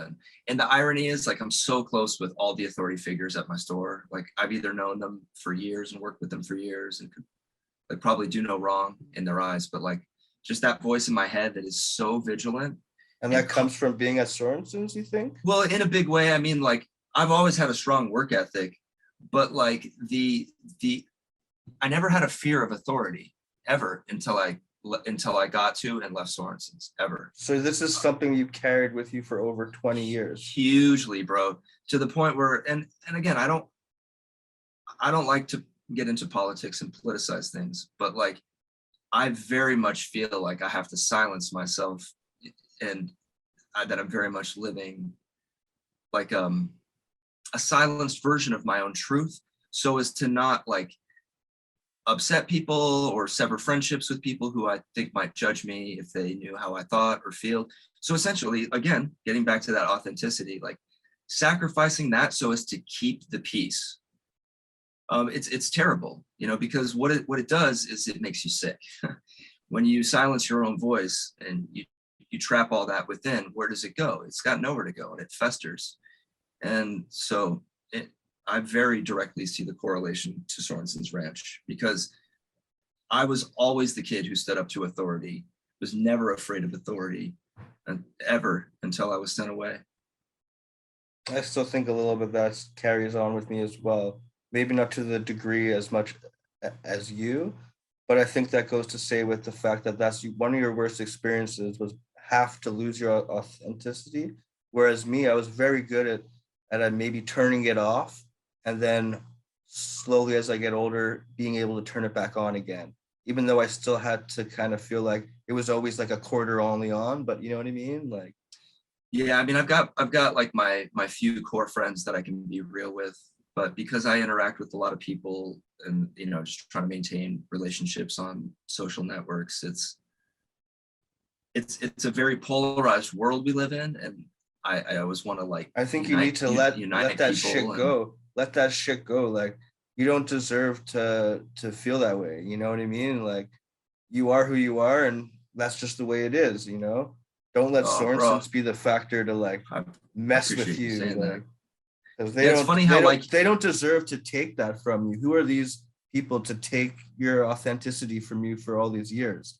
That's all in the past. Like, fuck that place. I appreciate you saying that, man, because it's ironic that another person, well, it's fitting that another person giving me permission would make it easier for me. It's yeah, I mean, like learning one's worth when you've kind of been beaten down, like figuratively speaking, it can be challenging. And that's what they do, is they kind of beat the fight out of you, whether the fight is in your spirit or physically, or I both. like I like to call it like conditioning or brainwashing. Absolutely. And all the kids, we would talk about that. We would be like, yeah, it's brainwashing and blah blah, and like we would have to talk to each other to survive there. The only way that Absolutely. we would have to survive with each other, and we would bounce off each other to survive there. It wasn't easy, and we would talk and joke and always have all these inside jokes and sayings and all these things that we would say to each other because we're kids, and that's how we Because you have got to you have got to through cope. it. Yeah. And that's why it was also one of the reasons why it might have been so hard there, because kids would gang up or kids would bully other kids would do this, because that's all we know. We're all traumatized. We're all coming from these, like, a lot of us from troubled behaviors, or some of us were in gangs, or some of us were court ordered and actually institutionalized before. Like, it was a very crazy mixture of teenagers that didn't belong in a place together like that in these conditions. Yeah. And I think, and this is possibly the third worst thing, was just all the pharmacology, like just all of the doping of the kids with trazodone, like Was there a lot of that stuff? Because I a remember lot. taking, I think, trazodone, but they told me that was for sleeping. Yeah. Yeah. That's what they tell everybody. But like, I'm not sure how long that lasts in your system, but I want to say it just kind of rolls the edge off of every kid's kind of like fight a little bit. And like, yeah, it Huh. makes them sleep well, but like, It didn't work why? for more than like 5 nights. Then I couldn't sleep off And it. then it was nothing for you. Yeah. I've I mean, always had sleeping issues, because so I know, I needed real sleeping pills. see, They that never gave them sucks, to me. man. Because like, I know a lot of kids would try and cheek the pills and like save them Oh, up. that was the main hustle there. You know what I mean? Absolutely. Yeah. Well, Cheeking your yeah. pill. Cheeking your meds. And if you got caught, and when they check you with the light and everything in your mouth, that's almost probably a level 1 offense, if I can remember correctly. Oh, 100. That's straight to a jumpsuit. And If so if I remember everybody's correctly. taking the risk to do that because we want to switch them around. We want to try and feel high for a second if we can escape. Or it was a very Yeah. hard place. The risk reward definitely was not in our favor, and yet we were willing to do stuff like that. Like I took small risks. Like I remember, like we got a hold of a Benadryl at one point. We're like, oh, let's take it apart. And people would do like scrounges. They'd find little bits of cigarettes and like build a cigarette. Bible Um, paper and exactly, bro. So I did a couple things like that, and then I was like, dude, I was like, yeah, maybe don't do that. You don't want to get in trouble and spend more you're time smart. wired. You're smart. You were very much like me in a fact where it's like, I can do this, and then what am I gonna get out of it? It might feel good for a second, and then I'm in isolation for 2-3 weeks or whatnot. Yeah, Like, I'm bro. like, not Yeah, worth my time. If fuck I that. work the program, I'll be out of here sooner. But with that being said, you work the program, they still want your money. You're never leaving. You're I never leaving. know, dude. That's why when I graduated, I could tell they were like they were anxious about it. because what they do is they keep people trapped in the program via school. And so if you graduate, all they have left for you to do is work for Bill. And that short shelf life, because I want to say they get money for putting people through school from like state budgets, right? That was my understanding. At least I heard that from somebody. And so when you're no longer at the school, you're probably more expensive to feed than you're worth to keep. Now, in my case, my folks were paying for me to be there, so it might be a wash, might still be in their favor for me to stay. It's kind of neither here nor there, but for whatever reason, after a month only of working with Bill full time, they saw fit to let me go. And so, I spent, about half the time there that I was supposed to, and I was grateful for that. Can you go back? But, what do you mean they get paid for someone graduating? That's why the school's so easy? So I've heard that, and this is not something I have direct knowledge of, I've heard that they get state money for keeping people in school, right? Like, how many students do you have in your school this year? Well, here is your budget. And so almost like, yeah, it's easy if you're smart because you have independent studies. So you can go as fast as you're kind of capable of handling. And yeah, like you have a teacher there, but my experience was that you had to be vocal with the teacher to get help. Like they're sitting by themselves at their desk reading a book because everybody in the room is at a different level. That was my experience. So you'd have to go to them and be like, hey, I don't understand this.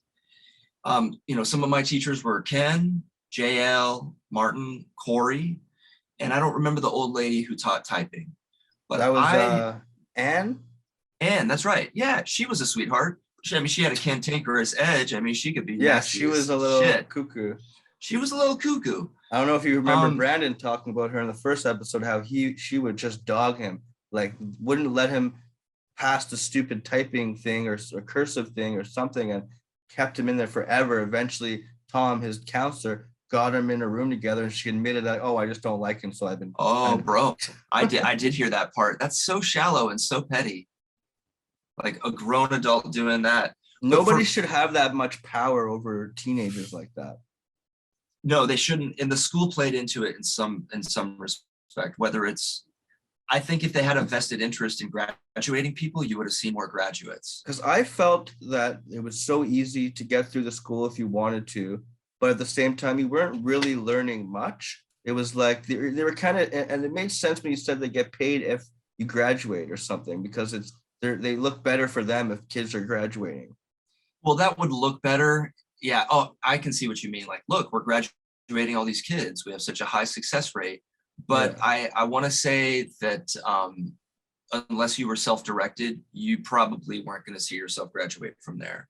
Like there was yeah, you had a counselor, but they were only like just tallying up credits saying you have this many more credits to go. It's not like, hey, we want to see you perform better, or we want to try and get more out of you. How can we help?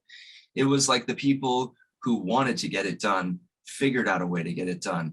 And I feel like everybody else was either goofing off because they hate school, or they probably had attention deficit issues, or they just weren't engaged at all. So they just kind of were just like depressed. And every variation in between.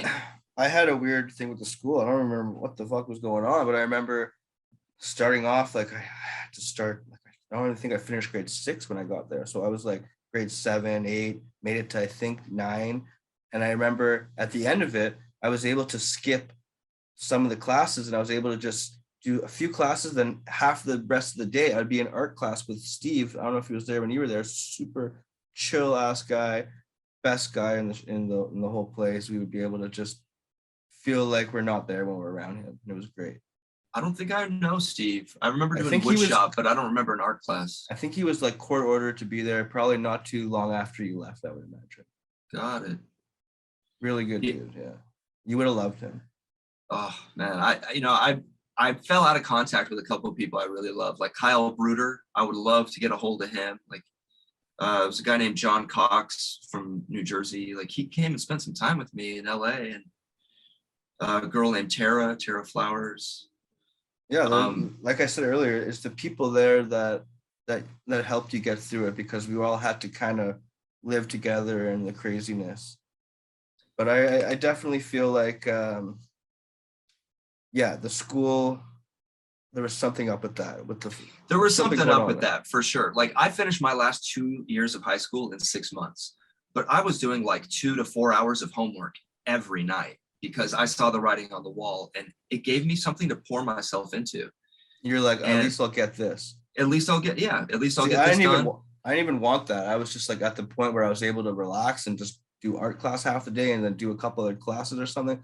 I was just like on a standstill. No one gave a shit. I was just like doing my thing, hoping to just like work the program and get out of there as soon as I can. And it was, I definitely didn't want to graduate. I didn't give a shit.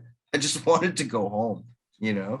And I think that's what they do is that they keep people in the school not graduating because then at least my impression was, oh, you're done with school now. What do we do with you? It was, I want to say they were literally not sure what to do with me. And then they were just like, okay, I guess we're not going to send you home yet. We're going to have you go and work with Bill.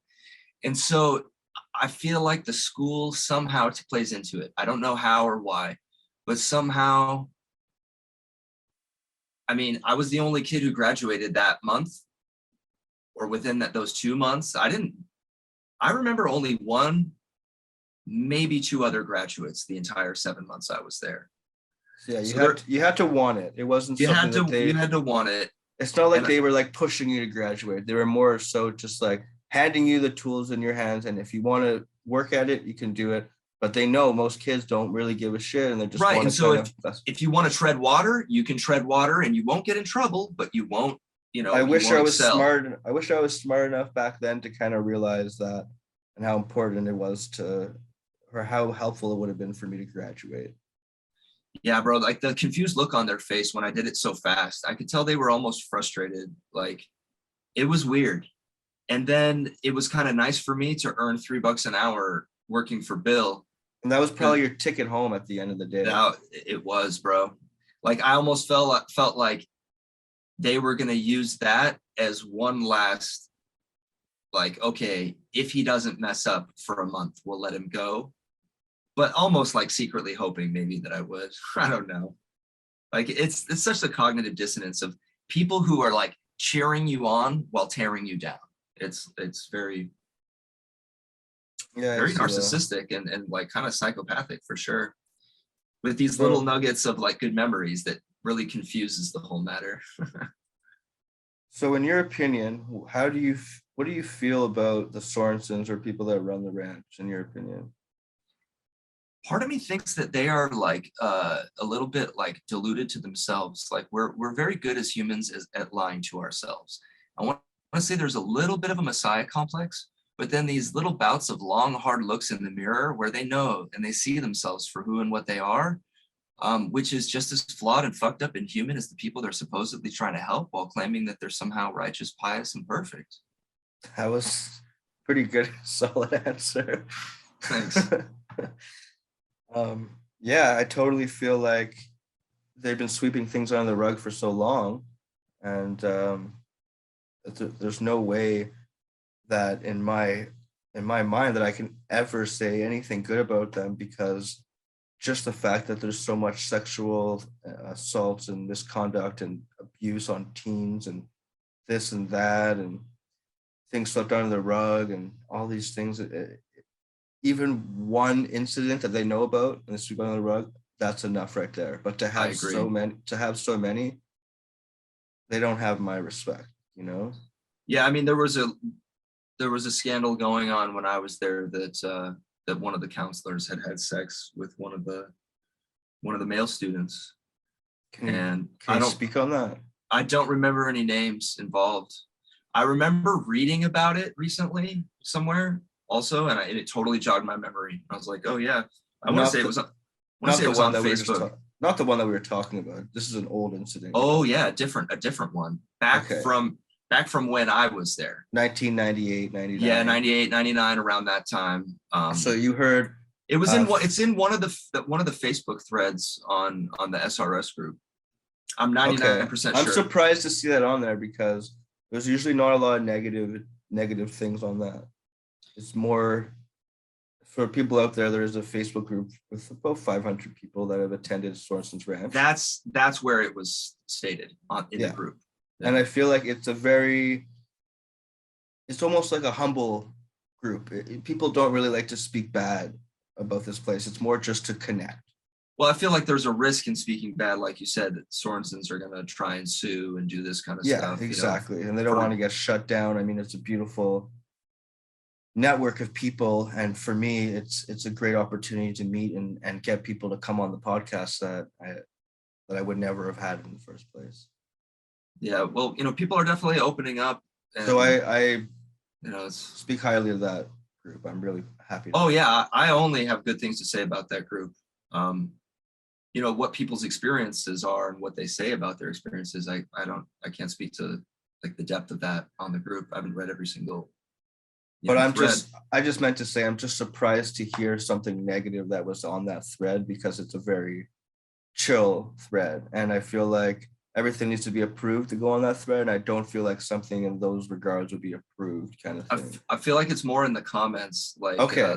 The comments become a sort of runaway train of people like talking about what they experience. And that speaks. Yeah, that makes sense. That makes sense. Yeah. So this story back in 98, 99, was it a female, a male sleeping with a male student? I want to say it was a female counselor and a male student. That's what I recall.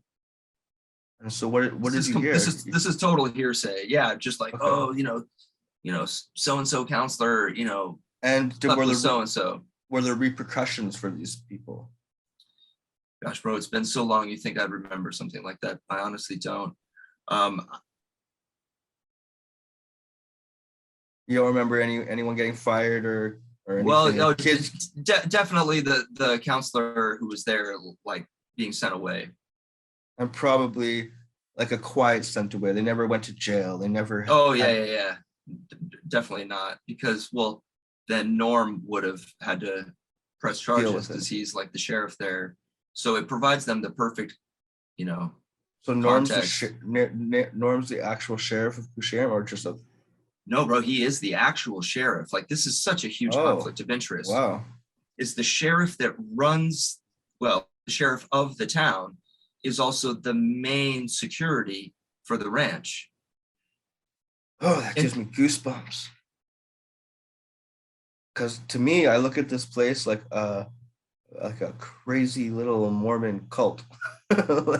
Bro, there's definitely an incestuous vibe to it. Like the fact that Clay was the ambulance driver, Norm's the sheriff. Like, everybody who worked on the ranch had some other like municipal role too in the city. It's just like, it's really these two families who have bred with each other over and over again, is my understanding. The Bagleys and the Sorensons. So one of my questions was going to be, has you ever heard of any sexual allegation or misconduct? And yeah, there was one story you heard of. Was there anything else that comes to mind that you've heard? Well, the factual one that I read about like a month ago with Wendy Sorenson. Yeah. And then the one, I don't know why the name Mandy keeps coming up in my mind, that Mandy got in trouble for sleeping with a student. That name sounds really familiar. Well, there was definitely some more incidents similar to those ones. Yeah, it's been a long time.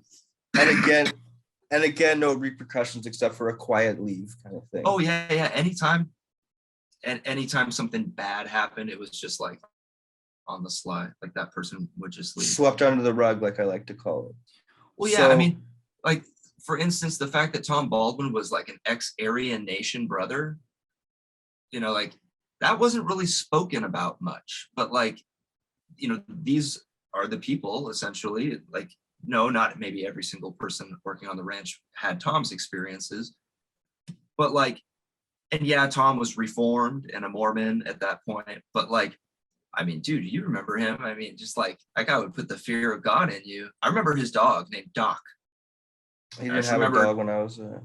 Yeah, his dog probably passed. I remember taking a trip to Lake Powell, and Tom led the trip. I think I was level 3 at the time. Some kids got in trouble for huffing gas. I mean, a lot of memories just kind of fractured and all over the place. Were a lot of kids huffing gas back then? Huffing was a pretty common thing people got in trouble for. Yeah. I learned how to do that there too, which was probably still got some brain damage up there for that. yeah, a lot of the things that kids would resort to were like Something worse. I would never ever want to No, do. bro, But you could go your whole life smoking weed and probably live a long and fruitful life, without any complications. Whereas you have like permanent complications from some of these things that kids were doing. I remember specifically living at the off-campus house, the same one that you were at with Martin.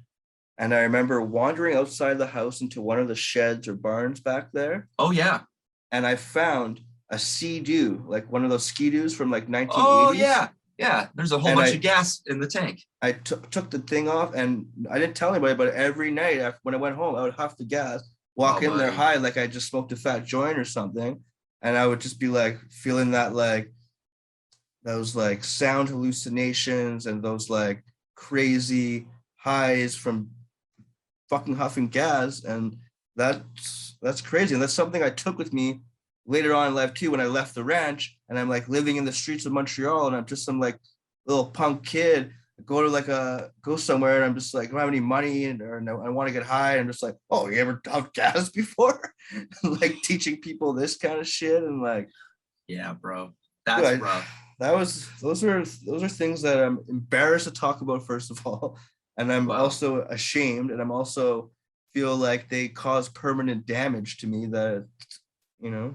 Yeah, bro. Well, don't feel too bad. You're not alone there, man. Like I remember huffing Glade, like air freshener, aerosol, and stuff like that. And I mean, that kills so many brain I cells. It's just like, don't think people understand the like the boredom and the magnitude of the of how it was to live there, and to have all your rights taken away to the point where you feel like you're treated like an animal, to the point where you feel like you're being watched like a watchdog, to feeling like you can't really do anything. There, you're in the hands of a bunch of people that are on a power trip to control you and to take away all your privileges. And they're all Mormons, and they don't drink, they don't smoke, they don't listen to music, they don't do anything at all.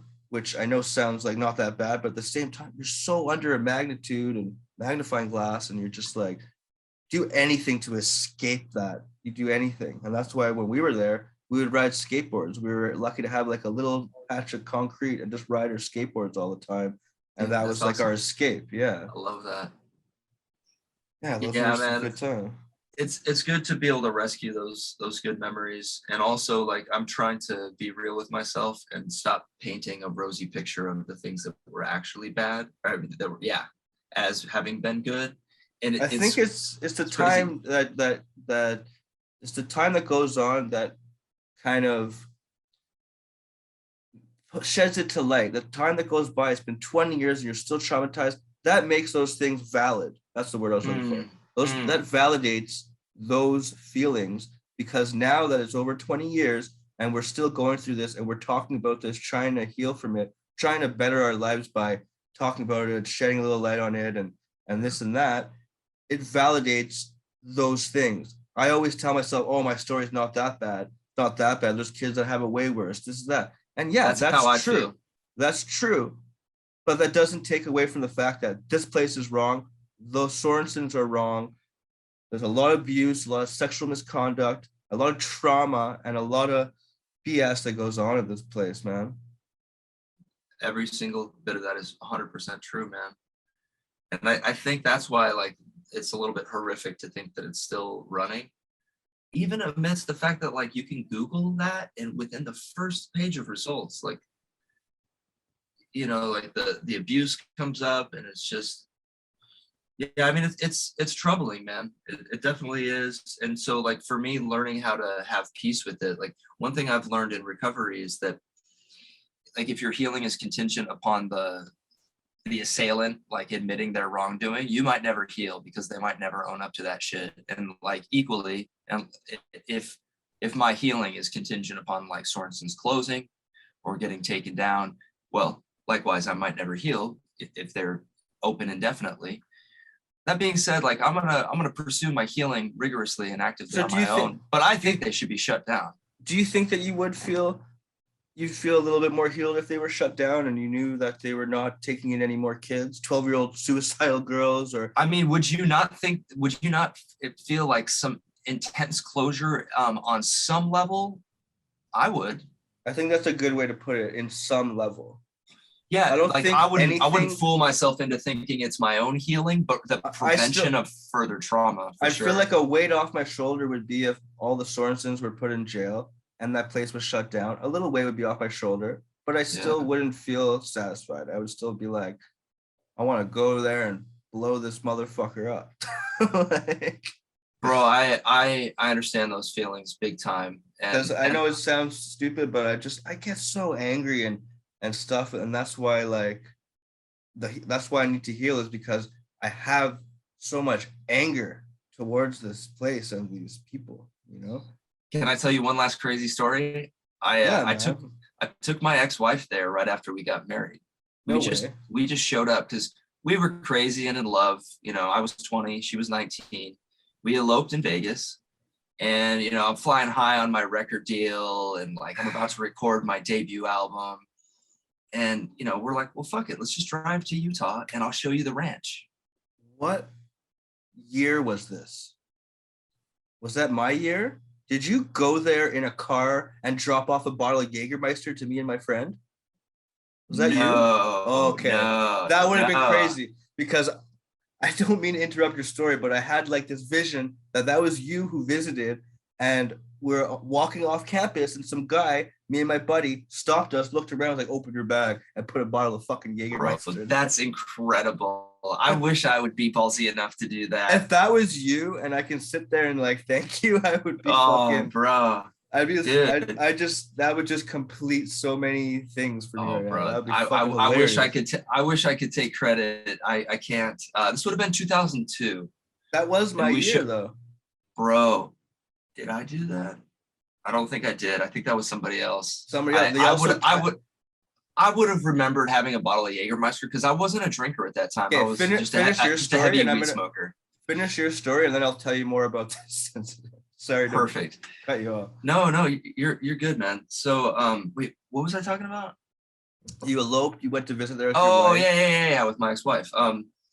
So yeah, You're riding high. 2002. It's like July Record 2002. deal. Yeah, we're like fuck it. Because her family in Vegas, her in-law, like my ex-in-laws on her mom's side, happen to be Mormon, and they have a little house up in Parowan, Utah.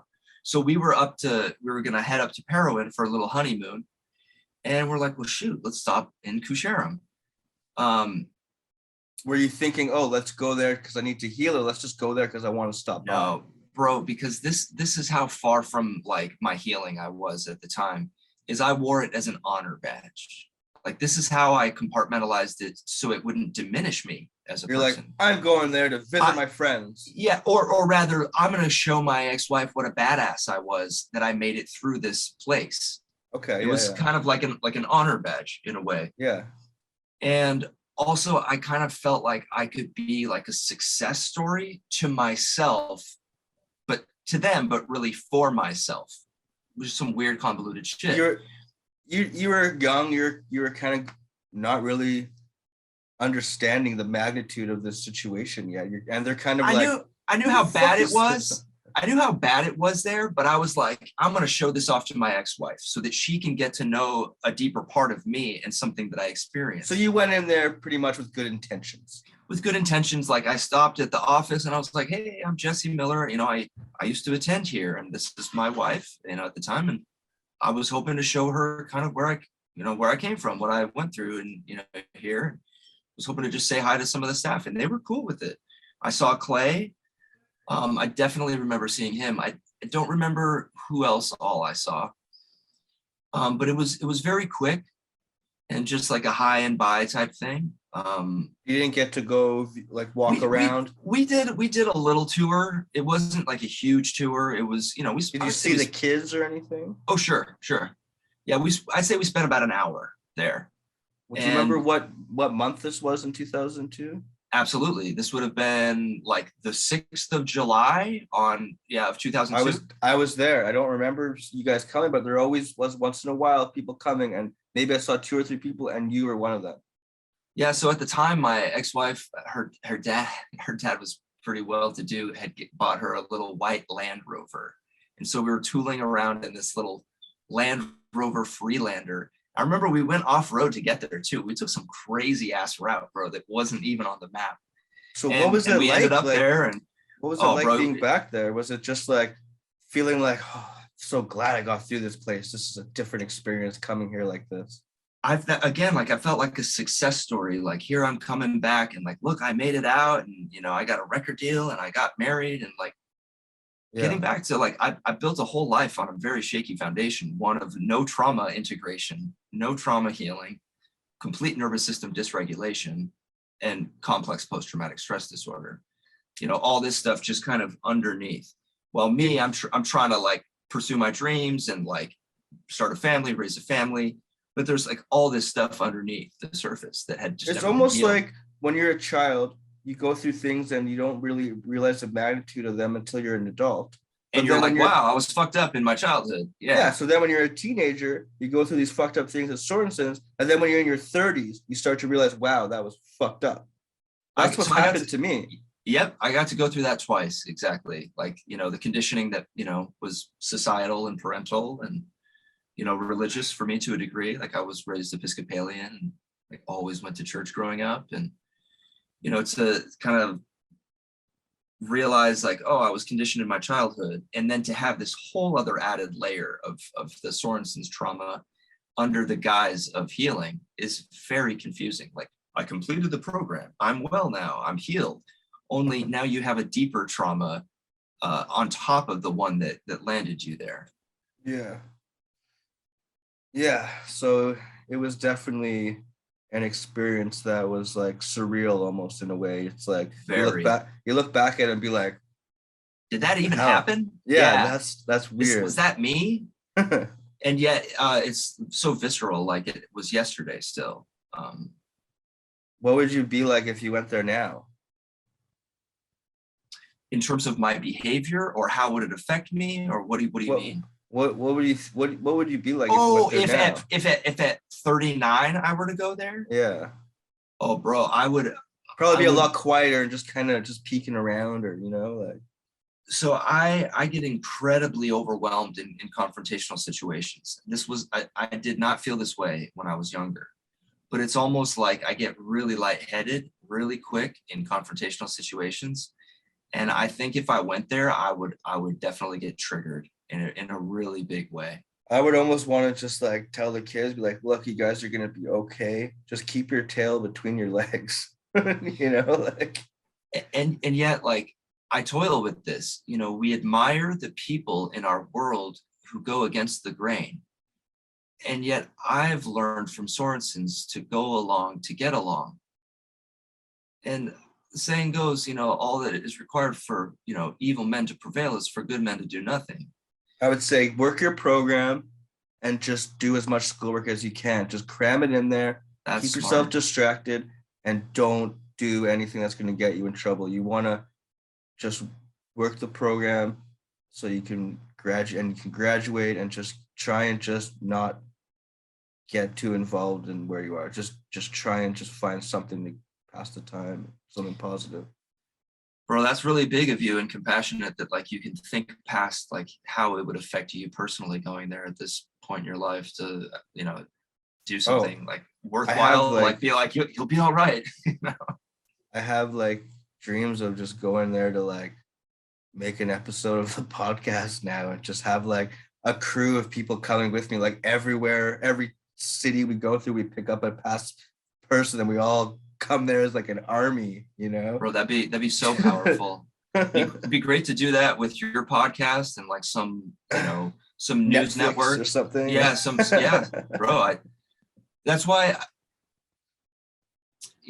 I guess the part of me that is just a big picture, long-term thinking person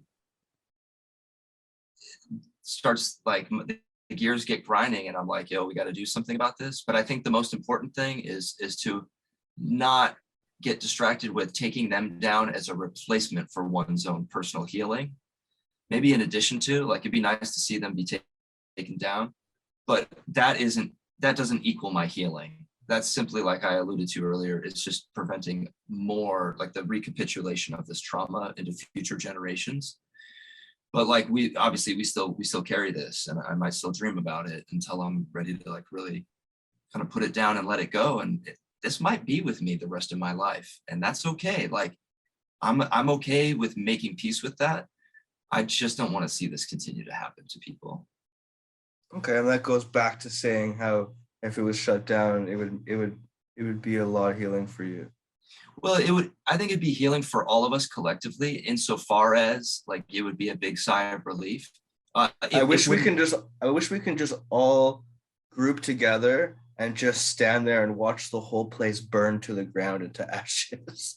Bro, I think that'd be while all the animals are taken off. That's right. And obviously all the people who should be arrested, and all the people who just like in some like be Disney out of movie. the building. It would be like bro. I honestly in our day and age, like the dragons are often corporations and these sort of amorphous things that are beyond one person or one dragon that needs to be slayed. I mean, that's why movies like Aaron Brockovich, I think, connect with people, is you have these, corrupt, big entities like Sorensons who are profiting off of traumatizing kids under the guise of trying to help and heal them. And it would be very vindicating to see some attorney take on this case who sees like the merit in doing so and in some legal shape and form, because at the end of the day, sadly, as my son often says back to me, we vote with our dollar. And, the power of the dollar is, what's keeping Sorenson's open. And it would be nice to kind of hit them where it hurts, which is their bottom line. Like no amount of money in the world could take back what I lost there. And I have a relatively good experience compared to a lot of people. What do you think the Sorensons would be doing if they weren't making money? Would they still be helping people, or would they be? Bro, I feel like they'd be like, I worked in the car business in my early. You think they'd all be car salesmen? Bro, I worked in the car business in my mid-20s, and I get such car business vibes from their family, bro. Like they'd be doing some family business racket. Now, I don't think they'd be selling cars in Koosharem because there's not a big enough market there. But they'd be hawking some other,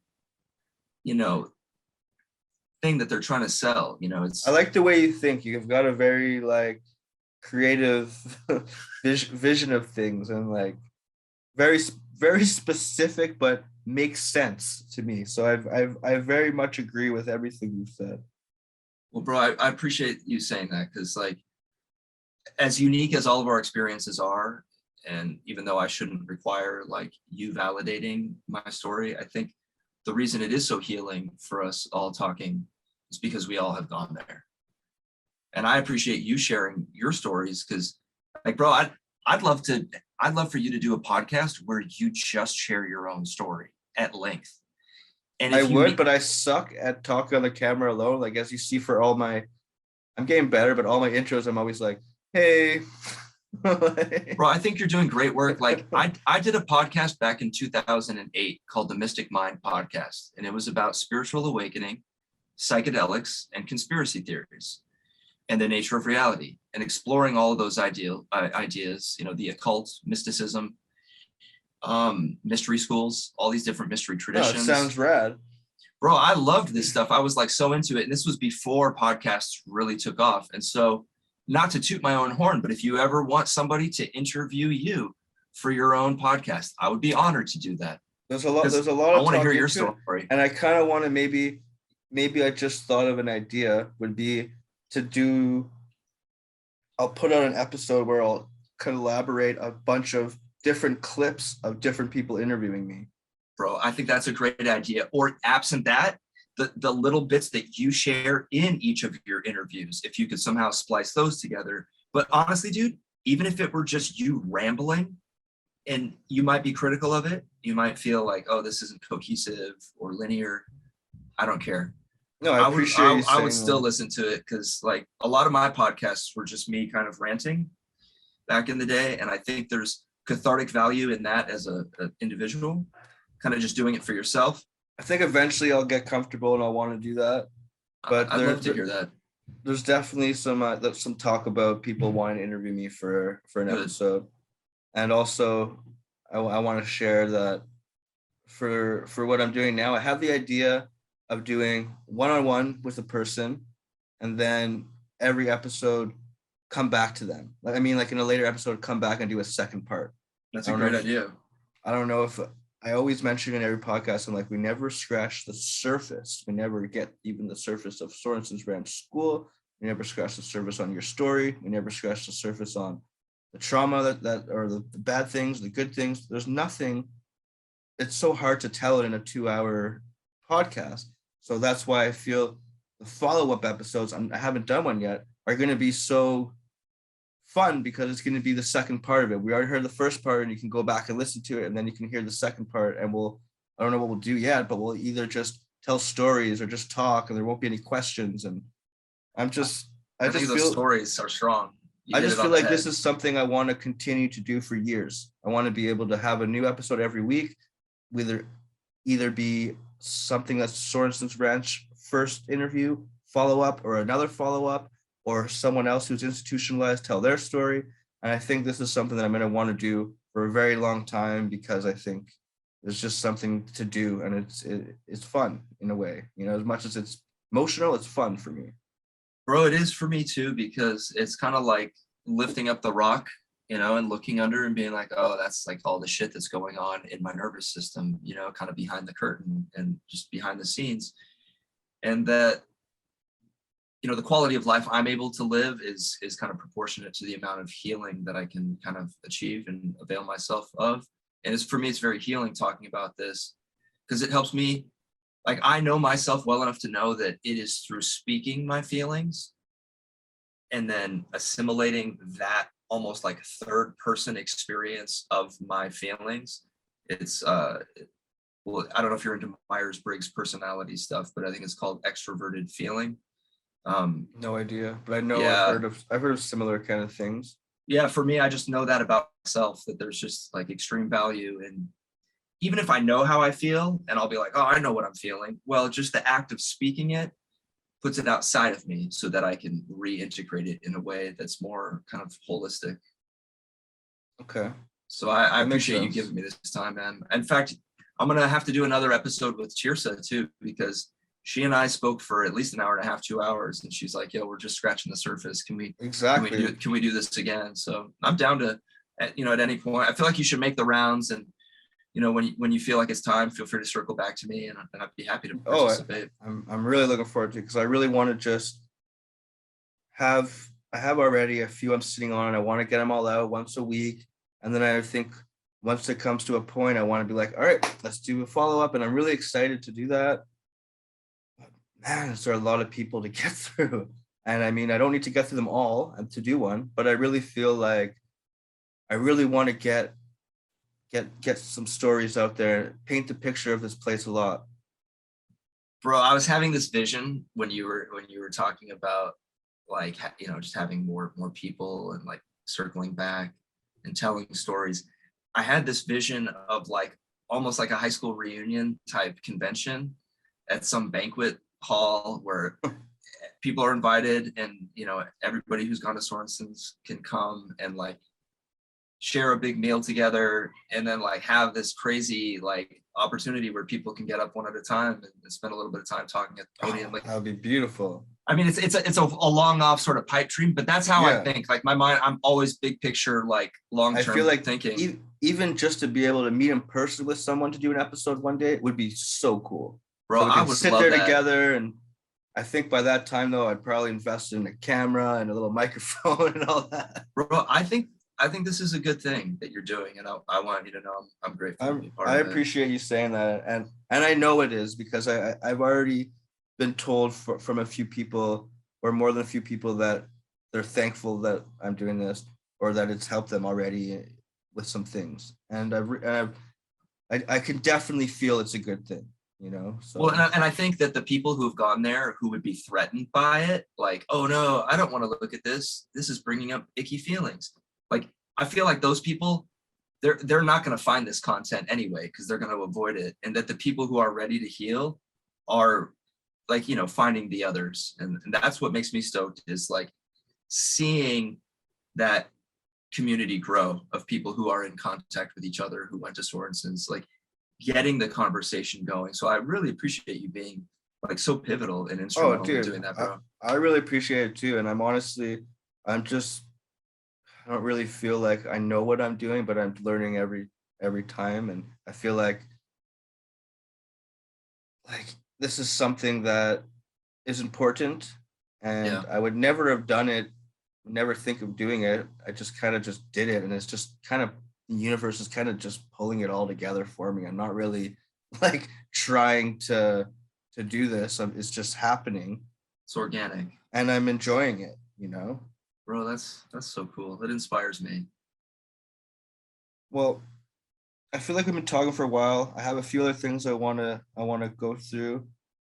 But with that being said, like we were just talking about, we're gonna have another episode. We're gonna get the chance to talk again, and I'll be in Perfect. contact with you because this is something when what I love about this podcast is every time I do an episode with someone that I never met before, I feel like attached to them in a way like they're my family, and I feel like Absolutely, bro. I'm connected. I have like the people you've seen already. Adam, I already feel connected to. Even if I don't talk to him every day, I still feel like I can message him and he's my homie, you know? Same with Brandon. I went there with him and I haven't talked to him in 20 years. And now that we're back in contact, I can message him anytime and talk to him anytime I want. He's a really close friend. And we've shared some crazy things. So, and people that you haven't seen yet. Kim, who's the one I just did, and the other girl. So there's so many connections. And I feel like it's a great thing. Just that alone is worth doing this podcast. I don't care if nobody sees it, you know. It's like if Yeah, I'm able to make those friendships and those connections, it's all worth it. And I think that's like the beautiful thing that's coming out of this. I do too, bro. I think I'm also hoping to connect with some of the people that I met there. You know, I've fallen out of touch with a lot of them, and I'm hoping to rekindle those bonds. And I see this as like a really good way of kind of being cohesive. Dude, before I forget, next time, will you ask me about the time I was a positive peer model on a pickup? I could ask you right now. Well, I mean, it's like something to go on for the next one. It's not all that like whoa, but I drove to Montana to pick up a kid from another institute. So you're one of the pickup people. I was, bro, because like I was like consistently good for long enough that they're like, well, let's just take Jesse. Yeah. And I felt dirty. I felt like I got like conscripted like by the bad guys to like play for the bad team. But I took the approach that you kind of hinted at when you were like, oh, if I could go back at my age now, like I would impart some comforting words to the kids. Like that's exactly what I did. Like we picked up this guy. He was already at a different institute, like way up, or institution, more like way up in the mountains of Montana. I'd never been to Montana, so we like drove through, um, well, I guess through Idaho and then up into Montana. I was like, oh, I've never been to Idaho, never been to Montana. I was like, this is kind of cool. Like I'd otherwise just be probably doing schoolwork, or I might have even been graduated at that point. And they're like, oh, well, this is what we'll have him do. Do you think they informed your parents that you were doing this? Bro, I have no clue. Not a clue. Like Because don't you think it's a little strange that they're taking kids along to for the bro, pickups? it is a huge liability issue. Like I'm seeing this clearly for the first time in my life. Like, what if the guy they pick up is on PCP and has a gun and the kid gets shot? I mean, like that kind of shit could happen. Maybe, Yeah. maybe not. Like I No, it remember, could definitely happen. Or you yeah, could be on bath salts and he can see you and just eat your face off. bro, that's what I'm saying. Like there should be no kids there. There should be no kids there. I And know that so, that's what goes yeah, on there, but I just crossed my mind. It's like, do they tell your parents? Do I they don't think think? they did. I don't think they do. I don't think. Yeah, I don't remember them saying we're going to reach out to your parents, and I don't remember them asking, and I don't remember my parents ever mentioning They're it. using you. They're Absolutely. clearly using you and It's like here, hand them the Kool-Aid, and I'm like, don't drink the Kool-Aid, bro. just get through school. yeah, just don't worry, you'll be okay. Just I've been through it. I've been there. I worked my program, and I'm getting out of here eventually. You just gotta do the same thing. It's either this or you're back in the streets, or you're doing drugs, or you're dead, or this or that. Because you're kind of screwed at that point, you know. Like you're kind of like your parents. They're probably gonna kick you out, or I mean, I guess that would be good at that point. I don't even know. It's hard to. I don't either, bro. It's like 6 to 1, half dozen to the other. Like, Yeah, I don't even know. Like I'm kind of rambling on and not making sense, but I just bro, feel like I'm all about it, dude. Ramble away. I just feel like, yeah, like what do you even tell the kid? Or like it's just hard to put yourself in that perspective knowing what we know now, you know? So Yeah, that was a strange choice on their I think part. one of the last questions and things to kind of wrap this up Yeah. would be kind of like, can you tell me about your life after leaving the ranch? Yeah, for sure, bro. So I kind of like hinted at it. I mean, there was The so music. well, it's because I graduated high school at age 17. I graduated a year before everybody I went to school with, even though I was like fucking off for a year before going to Sorensons. And so I felt the agreement with my parents was that I would go to Citrus College. It's a community college kind of in East LA County. Um, and So I went there and I was studying music, and I made the mistake of moving in with my brother. I talked my parents into it because I didn't want to do like off-campus housing. I didn't want to live with anybody I didn't know because I'd just gotten out of a situation like that.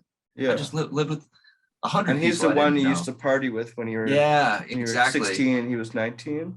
So he and I, we were kind of like, I was working and smoking a lot of weed still. I got off all the hard drugs for the most part.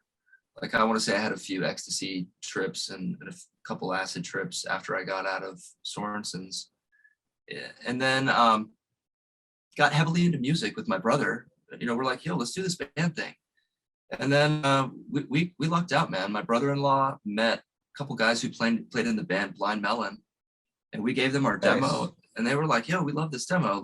We want to produce your EP. And so Chris and Brad produced an EP, and they helped us shop it around, and we got that Maverick deal. And I was like 20 when we got signed, maybe 21, no, 20. Yeah, What do you 20. play? I never asked. I play guitar, piano, bass, and drums, and I sing. You But sing? I played keys and I sang. Like my brother, he was kind of the front man, kind of like Jim Morrison style. But he and I did like a Lennon McCartney harmonizing. So he'd sing backups on my songs. I'd sing backup on his songs. Would you This was be when able to? radio. Do you have a Was it? guitar? Are you able to play us a song? Oh, bro, I would. I have to pee so bad though. That's the Like, second one. The second one, you're playing us a song. bro, I would love that because I'm trying to get back to playing more songs. Like I still write. Well, I wrote a song. I'm looking forward to that because, Bro, I'll play you guys songs. I'd love to. and That after would be this, I'll very be healing talking. for me. And after this, I'll be messaging you, and I'll get you to see if you can send me any links to anything, so I can hear what you got going on. Well, I'll leave this with you for now as my website. It's Jesse, Yeah. Jesse Miller, Miller, music.com, Okay. jessemillermusic.com. Okay. And that's got all my different projects consolidated into like one website. I will try to put like that on the thing when I That'd do be the rad, bro. podcast. I love I'm that. not very tech savvy, but I think I can do That's that. all I think I good. can do that. Yeah, man. Well, it's always nice to kind of plug the music. It's so much of my life, like after the record deal fell apart, was just like my divorce and me working just so many odd jobs over the last like 18 years just to raise my kids. And so when I fell into Trader Joe's, it's like the first stability I've had in a long time, and been doing that like 8 years. And so yeah, man, like that's kind of where my life went after that. And we can maybe touch on more of that next time. But Yeah, I'd love to. yeah, I just wanted to get. healing and trauma work. That's my full-time job now, it seems. I just feel like, yeah, I kind of want to end it like on a positive note because all this Absolutely. negativity and anger is great to talk about and deal with it, but I feel like we need to go back and try and chill, and that way when we hang up we're not having these huge emotions, like, Bro, I completely understand. Like one of my favorite myths is the Pinocchio story, because ultimately Pinocchio has to go and rescue his dad from the whale. And like similarly, I feel like it's an alchemical process of rescuing your inner child from your childhood. Like that's what trauma work is on a deep level. Is like, okay, my parents didn't give me what I needed. In fact, maybe they fucked me up in these ways. Society didn't give me what I needed, but I'm going to learn to give to myself what I never got. And like that's just like deep unconditional love, despite the voice in our head that's saying otherwise. yeah, you So gotta find the roots to the problem, like bottom of it, because that's where it Absolutely. all started, right? At the roots. Yes. So And yeah, that it's makes, dark diving into the abyss, but bro, that's where the gold is found. Like and Joseph like, Campbell used to say, I feel way more comfortable even sharing this with the world and talking to you than talking to some random therapist, which seems really same, weird. bro. But I also feel like the stories are so interesting and so crazy that it should be shared with past students and anybody that's interested and wants to hear this, because who's ever listening and paying attention to me for that long obviously has some Cares. cares and has things, similar situations, and if it could help 100%. anybody, or it's interesting to listen to, I'm stoked, so but Yeah, I'm it's isn't too. it ironic that like I'll sit here and tell the whole world, but I won't want to, like, I don't feel like a therapist can help me. Well, bro, to me, there is an irony, but I understand it because I went through it. And it's almost like a warrior path. Like it reminds me a little bit of like I'm reading a book called The Body Keeps the Score. And in it, the author talks about how he was able to almost become one of the guys with the World War II veterans that he was treating in a group, but that he was kind of an outsider and he didn't earn their trust at first. And that they eventually got him a watch, like their issue watches, so that he could like, it was like they brought him into the group. But bro, we're all already a part of this group. And so I think there's like that deep radical trust that only comes from something that somebody has also been through, whether it's, fighting overseas or in this case, being sent to Sorensons, Yeah, being a survivor of a Mormon cult. I know, bro.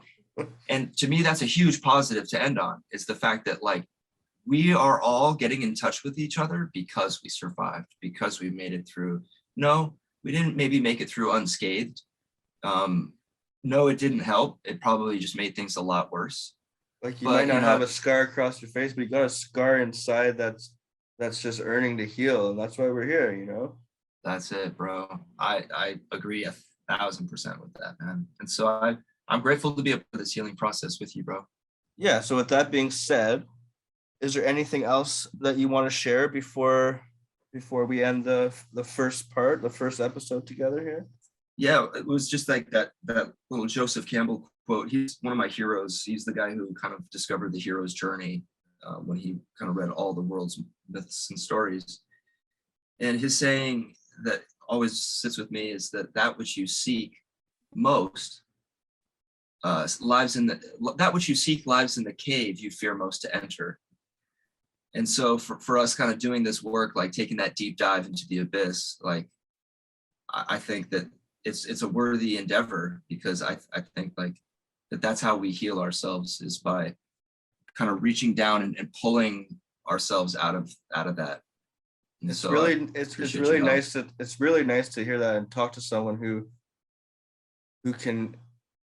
I feel like you're one step ahead of the game, because you're able to accept and acknowledge and know that there is some trauma, there is some pain, and to be able to even acknowledge that, because I've talked to a lot of people and it's different with everybody, but I totally feel what you're throwing out there, and I feel I share a lot of those, if not all of those feelings.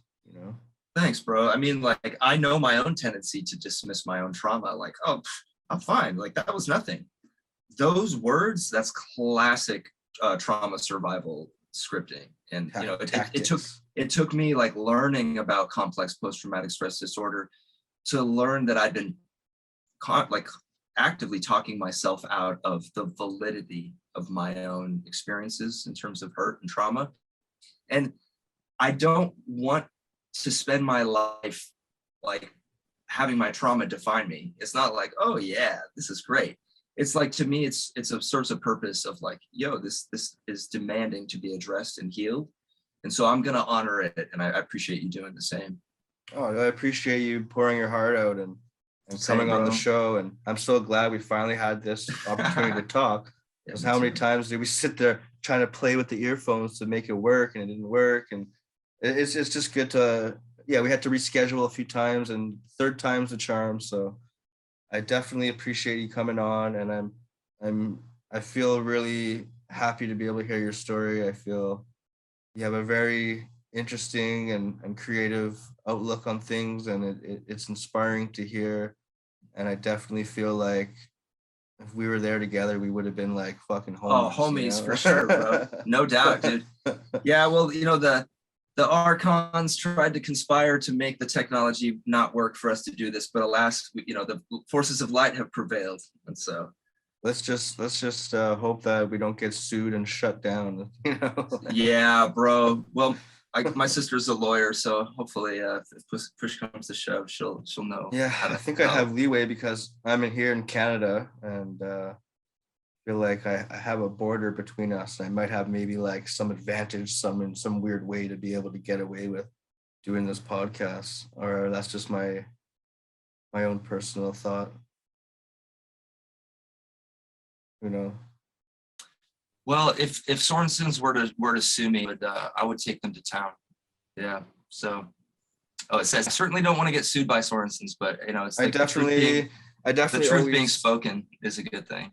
I definitely know that that's a thing. I even had to tell my mother before I did this podcast. I sent her a message being like, "Look, this is not about you. It's about me. I don't want you to get upset, but I'm doing this podcast, and I just want to let you know there is a chance that I'm probably going to get sued or taken to court or at least try to be shut down." And I let her know I'm like they do. That's what they're known to do, and yeah, so I had to, that was actually something that I told my mother, which I do read off that text in one of the episodes that will be coming up, which I probably will read a few more times because it was it definitely paints a picture of where my head is at and my intentions in doing this whole thing in the first place, anyways.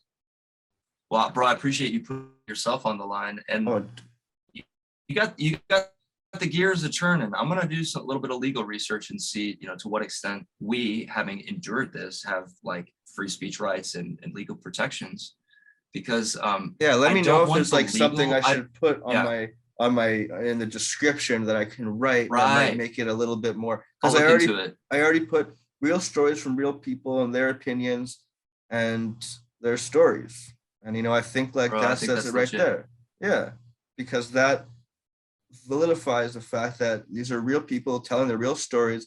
And if it Yes. sounds like slandering to Sorenson's Ranch, that's not our fault. We're sharing our opinions, our stories, our our pain, our suffering, or trying to Yeah, I'm heal. sharing the good things too. Like I'm saying the things that Exactly. are. I So I'm just try. after the truth. I try to have everybody who wants to be on here, and if they have a positive story to tell, I am putting them out. And the last one I put out, which was two girls on one episode, and the first story, it was a little bit had a rougher go with some trauma attached. Second one, not so much trauma attached. She did admit that she would never want anyone else to go there or her kids to go there, but she also did say that it was a positive experience for her, and it helped her, and she had an easy go there. So I everybody believe has that. a Yeah, the everybody, different yeah. experience of it. Well, and I think that's why it's important to hear, like, to really flesh it out. And with each interview, it's almost like a different piece of the puzzle. I agree. And with that, yeah, with that being said, I really, really do appreciate you coming out here. And Same, bro. I'll be in touch. And as much as I want to keep going on, I feel like it's already been Yeah. Oh no, I two gotta two bounce. I do want to say one very last thing, and then I swear I'll leave you to it. I don't want any of the distractions with the legal stuff to eclipse the importance of just sharing stories for the emotional catharsis. Because I think exactly. so often in our society, we go straight to the dollar figure and the bottom line. Bro, like I have no interest in that. I just want there to be healing for all of us. I feel And like it's so, just a yeah, natural thing that we want is that place not to exist because we yes. are heartfelt people. We're not doing anything besides just wanting to heal ourselves and wanting people not to get hurt anymore and be left alone for 20 years with trauma built up and pain like we have. It's not something that I would want for my kids or anybody's kids or anybody for that matter. So I mean, Well put, bro. yeah. Well, thank you, man. I So appreciate you. yeah, you too, bro, and I'll be in touch. You'll be hearing from me probably today. So All right, cool. Yeah, and I'll put you in touch with Tirsa and we'll just keep the dialogue going. sounds great. And thank you again, seriously. Yeah, Daryl, thank you so much, bro. I All appreciate right. you. Thanks, Yeah. guys. And All we're right. out. You guys are still here. Holy schmolies. That was a long, long episode. Had a great time chatting with Jesse. Such a nice guy. Definitely feel a huge connection with him just from the past things we've been through and just our personalities. I just feel like if we were there together, we would be like best friends. And that's the one thing with this podcast and people that go there. We're all kind of connected in this way, and we're like this one big family. Like I always say, the only thing that kept us there was the people that were there, and like having those connections was the only thing that would help you get through it, was the friends and the friendships and the bondings you had with the other students there, because it's all you really had. So I hope everybody enjoyed it, and we'll see you next week for another episode. And I'll have a few kind of tidbits and a few bonuses coming out this week as well, like I trying to do as much as I can. And if anybody wants to be featured on an episode or anything, just I'm going to leave my email down in the description part, and just shoot me an email. And if anybody wants to be on the letter segment and doesn't want to show your face, just write me a letter, send it to the email. You don't even have to put your name. I won't say your name. And yeah, we'll hook you up. Read your letter in the letters episode. You can still get your story out there without having your face on camera. Yeah, what else? So yeah, that's pretty much it. If I have something else I want to say, I'll come say it on the next letters episode I put up. Appreciate you. Good to see you, and we'll see you next week for sure for a new episode of the SRS Files podcast.